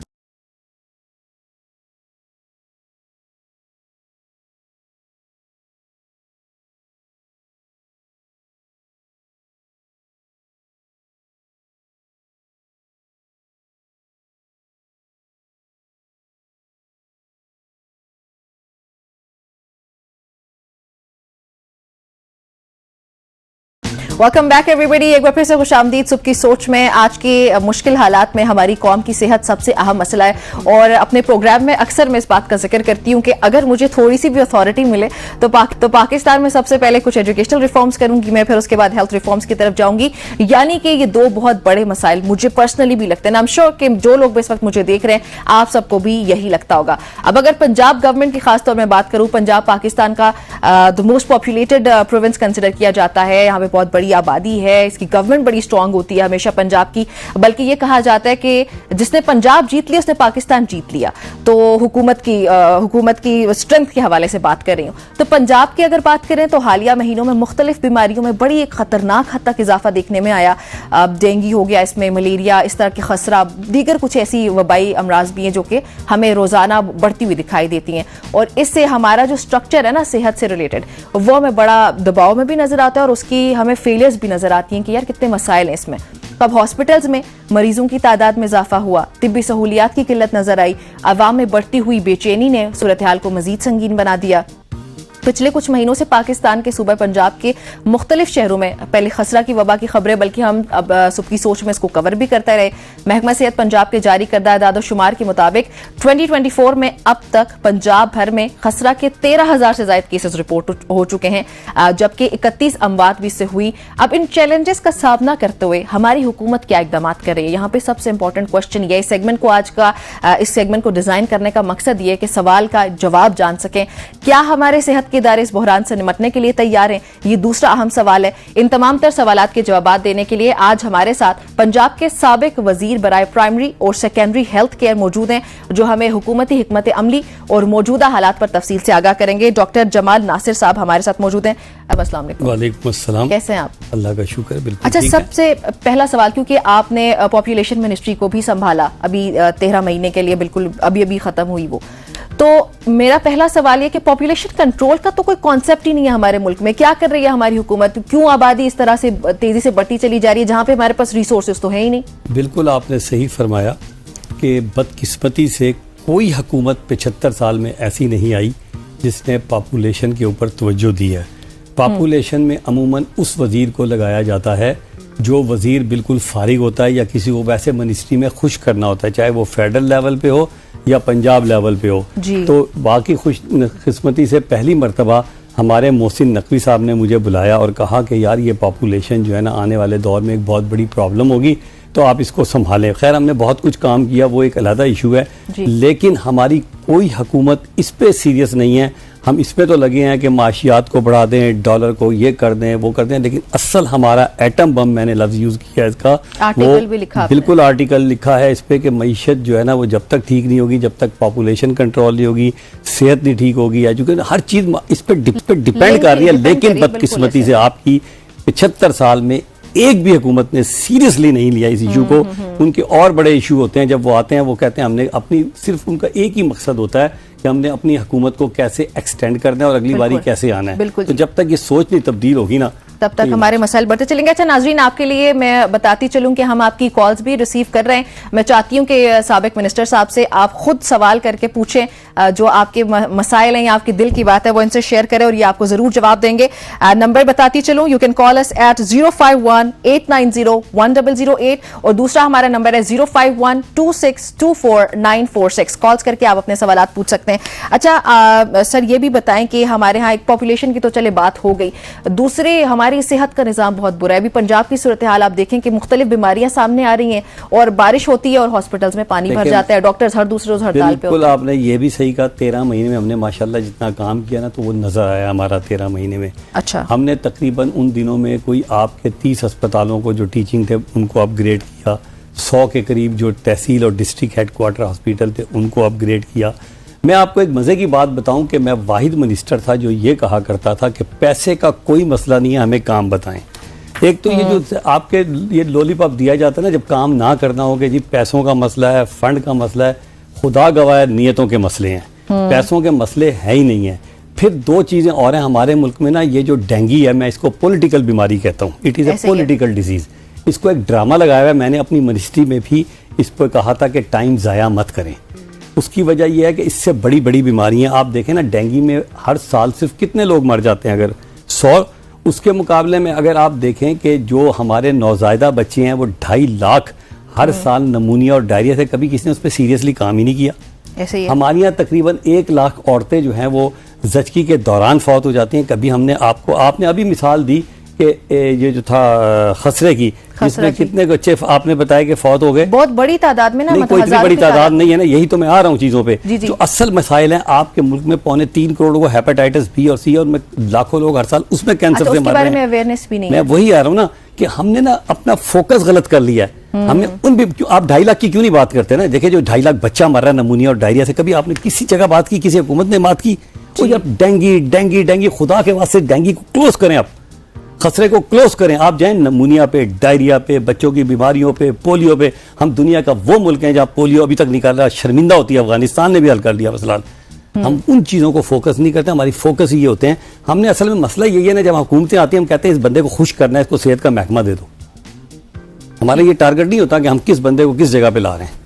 और अमूमन बदकिस्मती ये रही हमारे पाकिस्तान की तारीख की, सेहत का वजीर उसको बनाया गया जिसकी अपनी सेहत खराब होती थी। तालीम का वजीर उसको बनाया जाता है अमूमन जिसकी तालीम जाहिल इंसान होता है। तो आपका मुल्क कैसे तरक्की करेगा? नहीं कर सकता। ठीक है, हमारे साथ कॉलर मौजूद हैं गुजरावाला से इरफान। अस्सलाम वालेकुम, welcome to the show. Please अपना क्वेश्चन बताएं।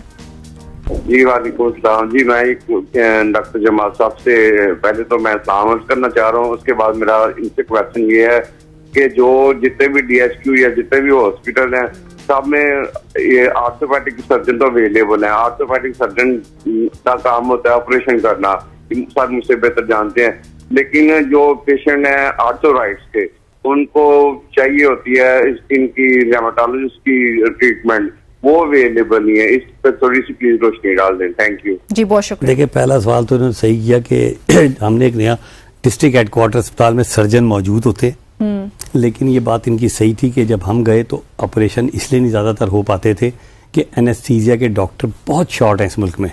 फिर हमने एक एनेस्थीसिया मैनेजमेंट सिस्टम अपना 13 महीने में शुरू किया। उनमें हमने ये किया कि हमने पर कॉन्ट्रैक्ट डॉक्टर को दे दिया कि भाई अगर आप एक केस कराएंगे हॉस्पिटल में आके तो आपको 5,000 रुपये पर केस दिए जाएंगे। उसका फ़ायदा ये हुआ कि हमारे पास बहुत सारे प्राइवेट डॉक्टर्स आ गए और ऑपरेशन शुरू हो गए। दूसरा, ये जो रूमेटोलॉजी की बात की है ना, इसके इस वक्त पूरे पाकिस्तान में 4 या 5 डॉक्टर होंगे रूमेटोलॉजी के। तो जाहिर है जब तक डॉक्टर पैदा नहीं होंगे तो हम उनको भेज नहीं सकते।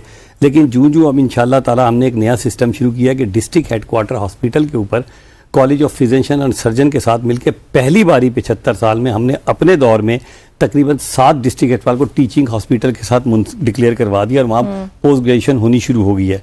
तो जूं ये पोस्ट ग्रेजुएशन डिस्ट्रिक्ट हेडक्वार्टर और छोटे इलाकों में बढ़ेगी तो उम्मीद है कि इनका ये वाला जो मसला है आने वाले दौर में ठीक हो जाएगा। ये जो आपने जिक्र किया ना कि डॉक्टर्स प्रोड्यूस नहीं हो रहे थे, लेकिन एक आपको डॉक्टर का मैंने नहीं कहा, रूमेटोलॉजिस्ट, ये जरा एक सुपर स्पेशलिटी है। ठीक है, लेकिन अगर जनरली बात करूं ना मैं डॉक्टर्स की, आसान अल्फाज में ऑडियंस को भी जरा समझाते चले, तो हमारी एक बहुत बड़ी खेप मुल्क बैरून मुल्क चली जाती है पढ़ने के बाद, क्योंकि यहाँ पे उनको वो सब नहीं मिलता जो शायद वो डिजर्व करते हैं या वो अपनी आवाम की खिदमत करना चाहते हैं। तो ये भी एक मसला होता है हमारे कौन जिम्मेदार है इसका? हम जिम्मेदार है ना, हमारी हुकूमतें जिम्मेदार है ना। क्यों नहीं हम फैसिलिटीज दे रहे? आप अभी भी जाएं, आपको डॉक्टरों की कमी नजर आएगी। जब आप उनको जलील करेंगे, आप उनको नौकरी नहीं देंगे, उनको लाइन में करेंगे, एहतजाज करेंगे, तंग किया जाएगा और प्राइवेट मेडिकल कॉलेज की भरमार कर दी जाएगी। तो जब ये सारी चीजें होंगी तो बच्चे को जब नौकरी नहीं मिलेगी। अच्छा, एक और आपको मजे की बात बताऊं, जब प्राइवेट मेडिकल कॉलेज के डॉक्टर निकलते हैं ना, उनकी कोई सिफारिशें भी बड़ी तगड़ी होती हैं जी, और प्लस उनका पैसा भी होता है। जब मैं नया वजीर आया ना, आपको सच बताऊं, ये मेरी सीटें बिका करती थी। मेडिकल ऑफिसर की अपॉइंटमेंट की हमसे पहले सीटें बिका करती थी 8 से 10 लाख रुपए एक। माय गॉड, क्योंकि करप्शन हर जगह पे। करप्शन क्या तबाही फिरी हुई थी, जुल्म है ये। उसकी वजह ये थी कि ये जब डॉक्टर भर्ती होते थे ना, जब ये ट्रेनिंग लेते थे तो इनको पोस्ट ग्रेजुएशन में नंबर मिलते थे। ये सीटें या तो बहुत सिफारिश पे मिलती थी या पैसों पे मिलती थी। जो मेरिट वाला बच्चा था, गरीब का बच्चा था, वो बाहर चला जाता था अल्टीमेटली, ब्रेन जो आपका था, क्योंकि उसको तो नौकरी भी नहीं मिल रही, पैसे नहीं है, उसका सिफारिश नहीं है। हमने ये किया आके, मैंने ये किया कि 1000 डॉक्टरों की भर्ती की, लेकिन मेरिट में जो थ्योरी जो वाइवे के नंबर थे ना, जो ज़बानी सवाल जवाब होता है, वो पहले 25 थे, मैंने 5 कर दिए। बाकी सारा मेरिट पे लेके आ गए। तकरीबन आप यकीन करें मैंने 1 अरब रुपया बचाए हैं आपके 13 महीने में। ये जो करप्शन हो रही थी, वेरी नाइस, 1 अरब रुपया। ठीक, तो काम अभी तक चल रहा होगा आपका? जी अल्हम्दुलिल्लाह। वो हमारा सेक्रेटरी भी इस चक्कर में तब्दील हो गया नया ना, उसने क्या किया, मेरिट को फॉलो किया। आपके एमपीओ ने उस पर ऑब्जेक्शन लगा दी। ये हाल है आपके मुल्क में, ये हाल है। अच्छा, सारा हमारे साथ मौजूद है वाकई से। सारा अस्सलाम वालेकुम, सवाल बताइएगा।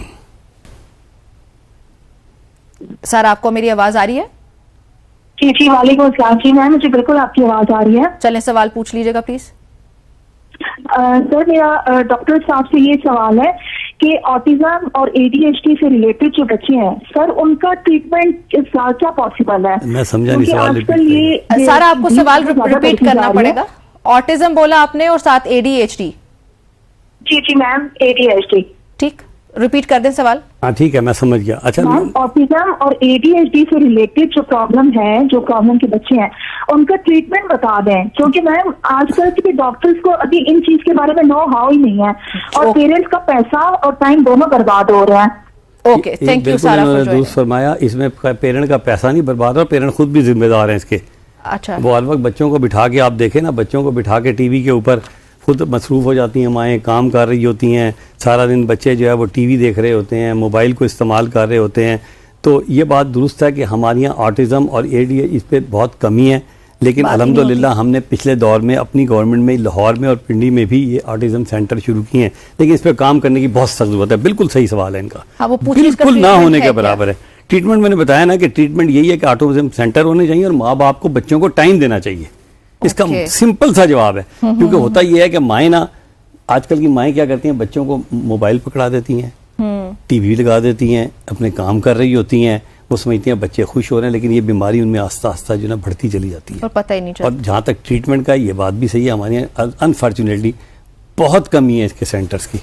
ठीक हो गया। अच्छा, जो मैं सवाल आपसे पूछ रही थी, तो आपको क्या लगता है कि जो इकदाम आपने किए थे इस सेक्टर की बेहतरी के लिए, वो अभी तक चल रहे होंगे? जैसे पहले सीटें बिक रही थी, आज हमें कैसे पता होगा? देखिए, एक हुआ ये कि जो इस दफा था ना, इन्होंने फिर वही रूल फॉलो किया।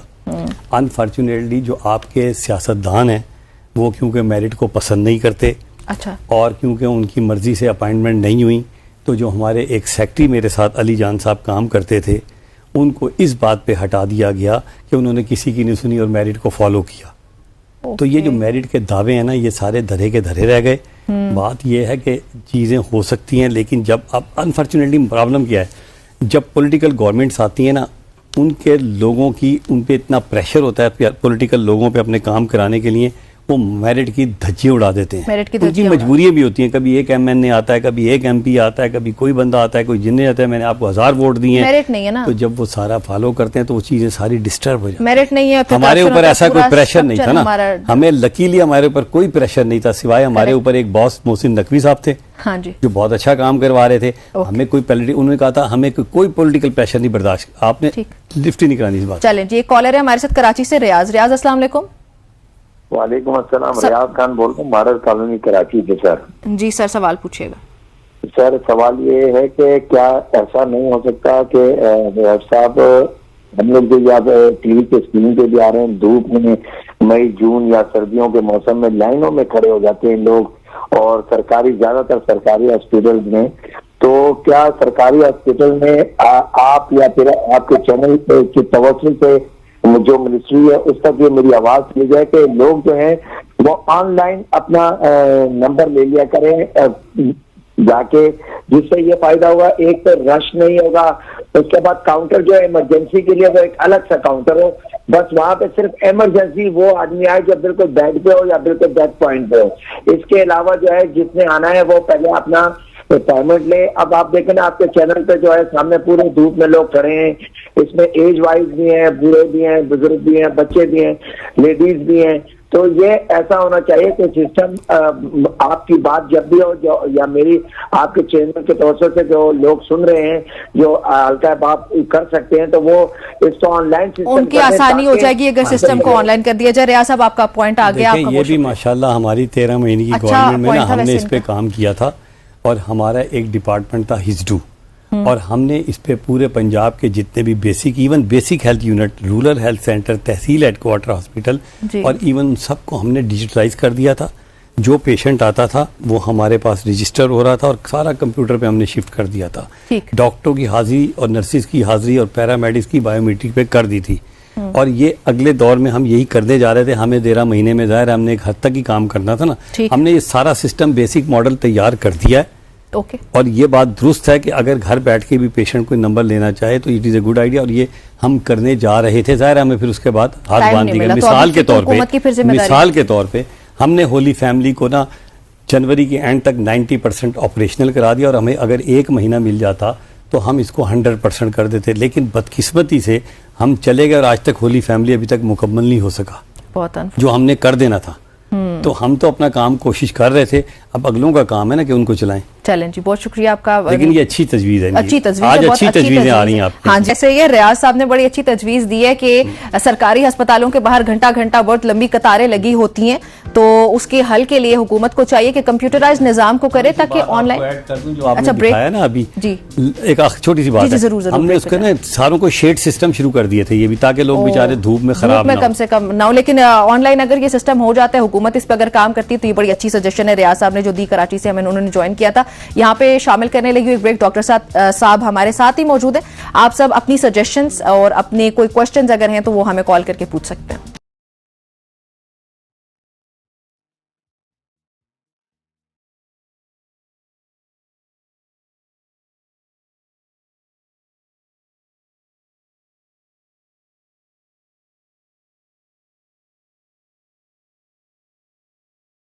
Welcome back everybody. पाकिस्तान में सेहत के जो मसाइल हैं, हमारी सेहत की मिनिस्ट्रीज क्या कर रही होती हैं, हमारी हुकूमतें सिस्टम की बेहतरी के लिए क्या कर रही होती है, इस पे हम इन डिटेल डिस्कशन कर रहे हैं। डॉक्टर जमाल नासिर साहब हमारे साथ मौजूद हैं। डॉक्टर साहब, कुछ तो मसाइल आपने हाईलाइट किए, जैसे कि सबसे बड़ा मसला आपने बताया कि अपॉइंटमेंट्स ही हमारे यहाँ मेरिट पे नहीं होती हैं, वो लोग जो कि डिजर्व ही नहीं करते उनको उस सीट पर बिठा दिया जाता है, ये एक मसला हो गया। अच्छा, जब when it comes to the ministers या गवर्नमेंट अथॉरिटीज, तो हम उनसे जब सवाल पूछते हैं तो वो कहते हैं हमारे पास तो अनफॉर्चुनेटली कोई फंड्स नहीं है, थोड़े मसाइल है हमारे, हम लोग कुछ रिफॉर्म्स कर नहीं सकते। क्या वाकई तौर पे इनके पास फंड्स नहीं होते या नहीं? देखें, फंड बहुत हैं, अच्छा, नीयत नहीं है।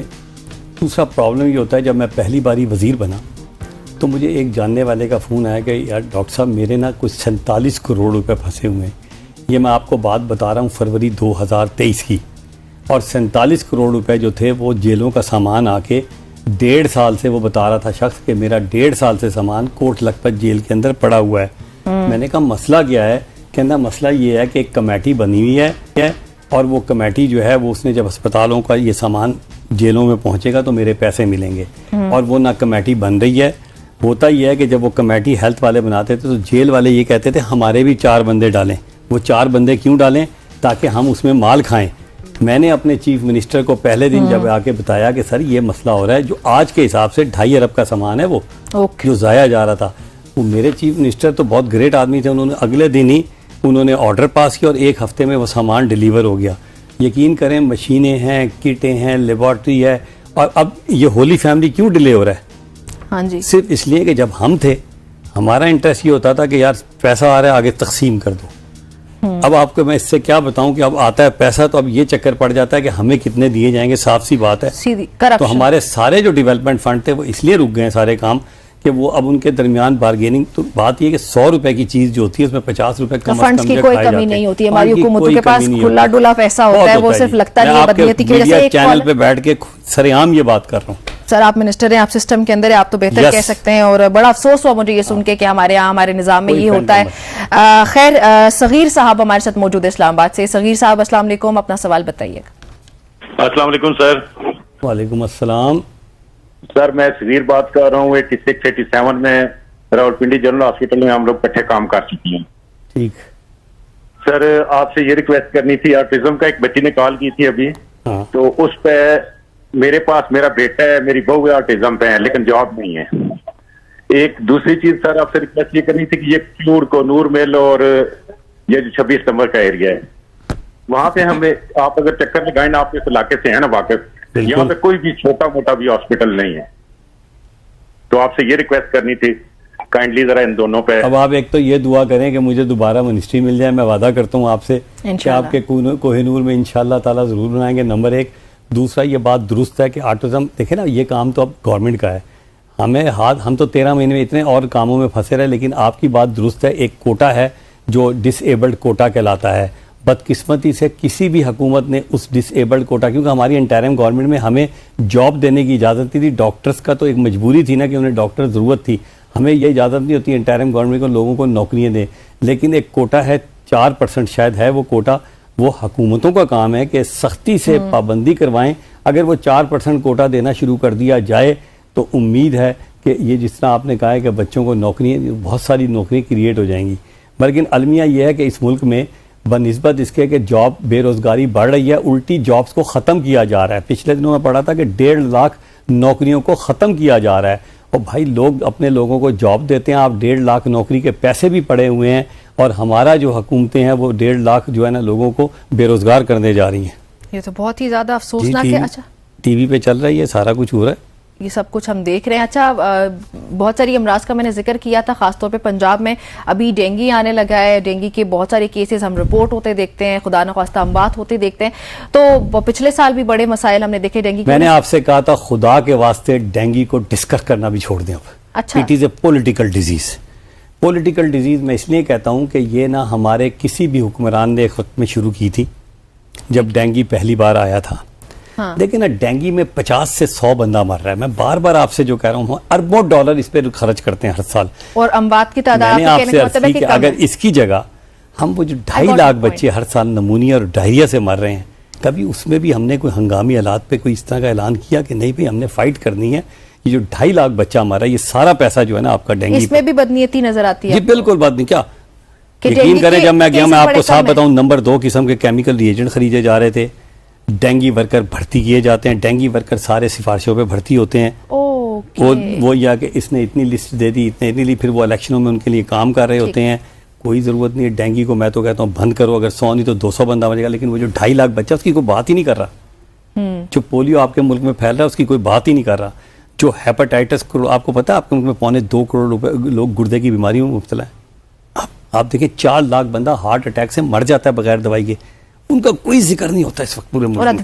फिर आपने जो पहला सवाल जबरदस्त किया था माशियात और ये जो था ये पॉपुलेशन पे कोई काम नहीं कर रहा इतना सीरियसली, हमें तो उस पर पैसा लगाना चाहिए ना कि आबादी कैसे कंट्रोल करनी है। हमने डेंगी डेंगी डेंगी डेंगी, खुदा की कसम मैंने ये टीवी पे एज ए मिनिस्टर कहा था, हालांकि मैं इसका हेड था पंजाब में, लेकिन मैं कहा करता था टीवी के इंटरव्यू में कि it is a political disease, इसको ख़त्म करो, इस पर पैसा मत ज़ाया करो, ये मेरा ठीक। अच्छा, तो जो आप ज्यादा अहम, बिल्कुल आपकी ठीक बात है कि ज्यादा अहम मसाइल हमारे पास मौजूद है, जिनमें सबसे बड़ा मसला पॉपुलेशन का, तो हुकूमत को क्या करना चाहिए? अब आप तो मिनिस्ट्री में रहे हैं, आपने खुद सारे मसाइल, आप मुझे ये बता दें इस दौर में कौन है पॉपुलेशन मिनिस्टर आपका?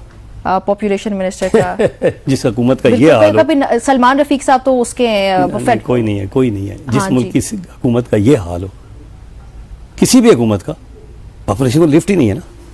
और असल प्रॉब्लम हमारा जो है ना वो पॉपुलेशन ही है। जब तक पॉपुलेशन ठीक नहीं होगी, एजुकेशन, हेल्थ, हर महकमा, मईशत, किसी ख्वाजा सलमान साहब के पास उनके पास तो मेरा ख्याल हेल्थ है ना। वो बहुत अच्छे आदमी है ख्वाजा सलमान साहब। लकीली ख्वाजा सलमान साहब इज ए गुड मैन और ख्वाजा इमरान नजीर गुड मैन। लकीली दोनों मिनिस्टर अच्छे आए हैं पंजाब में। अच्छा, हाँ अच्छे आए। तो पॉपुलेशन के लिए फिर क्या इकदाम इनको करना चाहिए? तो आपको बताया, सबसे पहले एक अच्छा वजीर लगाएं, ओके, जिसकी कमिटमेंट और शर्त ये रखें कि उसके अपने बच्चे ना 2 होने चाहिए। ठीक। आपको एक मजे की बात बताऊं, जब मैं पॉपुलेशन में गया तो मैं ये एक प्रोजेक्ट कर रहा था, लेकिन अनफॉर्चुनेटली मुझे करने नहीं दिया गया। मैं कहा जी पॉपुलेशन में आइंदा उसको जॉब दी जाएगी जिसके 2 बच्चे होंगे। ओके, देखिए ना बात तो सही बनती है, गलत कह रहा हूं मैं ये। जी जी। भाई जिसके 6 बच्चे हैं उसको क्यों जॉब दे रहे हैं आप पॉपुलेशन में? वो तो नॉन सीरियस आदमी है। ओके, ठीक। उसका तो हक ही नहीं बनता पॉपुलेशन के महकमे में आने का। ऐसे ही। अच्छा, 2 कॉलर्स हमारे साथ मौजूद है डॉक्टर साहब। एक तो इफ्तिखार है, रहीम यार खान से। इफ्तिखार, पहले आपकी तरफ आती हूँ, अपना सवाल बताइएगा। अस्सलाम वालेकुम जी। जी। अच्छा, मैं ये पूछना था डॉक्टर साहब से कि ये जो PMDC और UHS किसके अंडर होता है, और ये जो फीसें वगैरह प्राइवेट मेडिकल कॉलेज की, इन्हीं के दौर में 6-6, 7-7 लाख रुपया साल का बढ़ा दिया, उनके अपना किसी ने कोई चीज नहीं देखी। तो आप मिनिस्टर साहब उस टाइम मिनिस्टर थे, इन्होंने उस टाइम क्यों नहीं गौर किया? और अब बच्चों पे जो है साल का 6-7 लाख रुपए फीस बढ़ गई है और कोई अभी भी नहीं देख रहा। ठीक है, आपका सवाल मैं समझ गया। दूसरे कॉलर को भी लेना, एक साथ ही जवाब दीजिएगा। ये सवाल भी आपको आई होप सो कि समझ आ गया। अच्छा, नेक्स्ट हमारे पास कॉलर है मुनव्वर शाहीन भावल नगर से। मुनव्वर साहब, अपना सवाल पूछिएगा। लाइन ड्रॉप होगी, चले। देखिए, जो PMDC है ना, ये फेडरल गवर्नमेंट का इदारा है। पहली बात है, सूबाई नहीं है, नंबर 1। अच्छा, फेडरल का। और यूनिवर्सिटी हेल्थ साइंसेज जो जिक्र किया, डेफिनेटली वो हमारे पास पंजाब गवर्नमेंट का इदारा है। अच्छा, इन्होंने जो सवाल किया बिल्कुल जायज़ सवाल किया, और मैं इनके साथ 100% इत्तफाक करता हूँ कि कोई कंट्रोल नहीं है। जबकि हमने एक अच्छा काम जो किया ना, हमने अपने दौर में PMDC के साथ मिलके हमने ये किया कि जो प्राइवेट मेडिकल कॉलेज थे पहले वो बेचा करते थे इन सीटों को, ये भी ठीक कहा इन्होंने। हमने ये किया कि प्राइवेट मेडिकल कॉलेज में भी मेरिट सिस्टम नाफिज कर दिया। वो इस तरह के जब बंदा अप्लाई करता था तो पहले एक बच्चा जिसके 900 नंबर थे उससे पूछा जाता था भाई आपको चाहिए दाखिला। पहले ये होता था कि अगर किसी के 700 नंबर होते थे और वो 30 लाख रुपए दे के ख़रीद लेता था, सीटें बिकती थी। अच्छा। हमने वो सिस्टम बंद किया। हमारे दौर में फ़ीसें हमने बहुत कंट्रोल में रखी, लेकिन जैसे ही हम हटे हैं, ये बात इनकी सही है कि PMDC ने जो है उसको एक्शन लेना चाहिए। फ़ीसें बहुत उन्होंने जो हमने फ़िक्स की हुई थी PMDC ने उससे बहुत ज़्यादा ख़रीदी गई। अब ये PMDC का काम है, ये फेडरल मिनिस्ट्री ऑफ हेल्थ का काम है कि वो उनको टाइट करे प्राइवेट मेडिकल कॉलेज को। भाई जब एक तय हुई हुई है फ़ीस आपके साथ, आप उससे ज़्यादा क्यों ले रहे हैं? ये PMDC को डेफिनेटली एक्शन लेना चाहिए। ठीक है। अच्छा डॉक्टर साहब, अगर मैं आपसे पूछूं हाइपोथेटिकली कि अगर आपके पास पावर हो या बल्कि आप उसको ना आपके पास ना भी हो, जो मिनिस्टर्स इस वक्त हमारे पास मौजूद हैं, तो कौन से ऐसे 3 या 4 स्टेप्स आप कहेंगे कि ये फौरी तौर पे करने चाहिए हेल्थ सेक्टर की बेहतरी के देखिए, लिए? सबसे पहली बात तो यह है, मैं प्राइवेट मेडिकल कॉलेज को पाबंदी लगाऊंगा कि और प्राइवेट मेडिकल कॉलेज नहीं बनने चाहिए। हमारे डॉक्टरों की टके की औकात नहीं रह रही दिन ब दिन आने, क्योंकि डॉक्टर ज़्यादा पैदा हो रहे हैं, नौकरी नहीं है। दूसरा जो है ना, ये जो कहते हैं ना फंड नहीं है, फंड बहुत मौजूद हैं। हम कोई ऐसा निज़ाम वज़ा करें जिसमें जो है वो एहतसाब का भी हो और मेरिट पे भी हो, अच्छे लोगों को जो है ना वो इनकी जो ख़रीदो फरोख्त में लगाया जाए। तीसरा सिस्टम ये है कि जहाँ भी कोई अपॉइंटमेंट हो, मेरिट सिस्टम को फॉलो करें और इंटरव्यू के नंबर कम से कम जो हमने किए थे ना, जो मुझे अनकरीब उम्मीद है ख़त्म कर दिए जाएंगे। अच्छा। ठीक है ना, उनको फौरन इसको इम्प्लीमेंट किया जाए। चौथी बात यह है कि जहां भी पता चले कि कोई गड़बड़ हो रही है, चाहे MS है, डॉक्टर है, कोई अफसर है, एक्शन फौरन लेना चाहिए। और आखिरी पॉइंट जो है कि आपसे मैंने कहा था मेरिट पे अपॉइंटमेंट होनी चाहिए। यकीन कीजिए 99% आपके अस्पतालों में MS, डायरेक्टर हेल्थ सर्विसेज और ये सारी पोस्टों पे सिफारशी लोग आते हैं। जब सिफारशी लोग आएंगे और मेरिट वाला बंदा जो है ना वो बैठा रहेगा, तो हेल्थ सिस्टम क्या कोई भी सिस्टम, ये सारे सिस्टम की बात करो, इंप्रूव नहीं करेगा। ठीक हो गया। अच्छा, देही इलाकों की भी बड़ी बुरी सूरत हाल है, आपस की बात है। हमारे यहाँ ज़्यादातर आबादी पाकिस्तान के लोगों की वो गाँव में आबाद है, लेकिन अगर आप किसी गांव को कभी विजिट करें, आई एम श्योर आपने किया होगा, अब बल्कि आपने मरी में भी काम किया। अब मरी जैसे फॉर एग्जांपल गांव है या पूरे पाकिस्तान में कहीं पे भी आप जाएं तो वहां पे इंसान मर जाता है, वो अस्पताल नहीं पहुंच पाता। नहीं, ऐसा नहीं है। काश अक्सर सर अक्सर हमारे 13 महीने की कारकर्दगी देखती। मेरा टारगेट ही वही था। मेरा खुद ताल्लुक है गांव से ही और वहां पे कोई अस्पताल नहीं होता। नहीं, हर गांव में नहीं हो सकता। आना पड़ता। हर गांव में नहीं। मैंने कहा अक्सर नहीं, हर गांव में नहीं हो सकता ना। देखिए, जो हमारे हर गांव में नहीं हो सकता सर। हमने पहला काम जो किया ना, जो हमने किया, जो बेसिक हेल्थ यूनिट थे ना, देखिए इसका भी एक रूल होता है। जब हम किसी जगह बनाते हैं ना एक बेसिक हेल्थ यूनिट, तो एक रूल है कि इतने इलाके को वो फीड कर रहा हो। अगर उतने इलाके में फीड हो रहा है तो नया नियामक तो बन सकता, एक बात। दूसरा, हमने ये काम किया, तमाम बेसिक हेल्थ यूनिट को अपग्रेड किया। मैंने बल्कि WHO के माही पाला जो थे, मेरे एक घर थे कंट्री हेड पिछले डॉक्टर, उनसे मिलकर हमने सारे बेसिक हेल्थ यूनिट को अपग्रेड किया। वहाँ फैमिली प्लानिंग की बेहतरीन फैसिलिटीज़ थी। मेरा टारगेट ही वही था, basic health unit, rural health centre, tehsil. और मैं आपको शर्त लगाता हूँ, आप जाएँ हमारे डिस्ट्रिक्ट हेडक्वार्टर तहसील को देखें, आपके जो बड़े सरकारी अस्पताल बाकी जो बड़े शहरों हैं उनसे आपको बेहतर नजर आएंगे। तो हमने उस पर काम माशाल्लाह बहुत किया। चलें जी, बहुत शुक्रिया डॉक्टर साहब आपका, मैं ज्वाइन करने के लिए बहुत अच्छा लगा आपसे बातचीत कर। नाज़रीन, गुफ्तगू आपने सुनी, ये हमारी आज की सुबह की सोच थी। नाम श्योर कि इससे ज़रूर कहीं ना कहीं आप लोगों ने भी कुछ सीखा होगा। और अगर ओहदेदारान में से किसी के पास हमारा कोई सा भी सेगमेंट पहुंचता है, जो भी मसला हमने डिस्कस किया है, वो ज़रूर उस पर एक्शन लेंगे। आपसे इंशाअल्लाह ताला कल मुलाकात होती है। आप सब ने तब तक अपना और अपनों का बहुत सारा ख्याल रखना है। इजाज़त दीजिए, अल्लाह हाफिज़।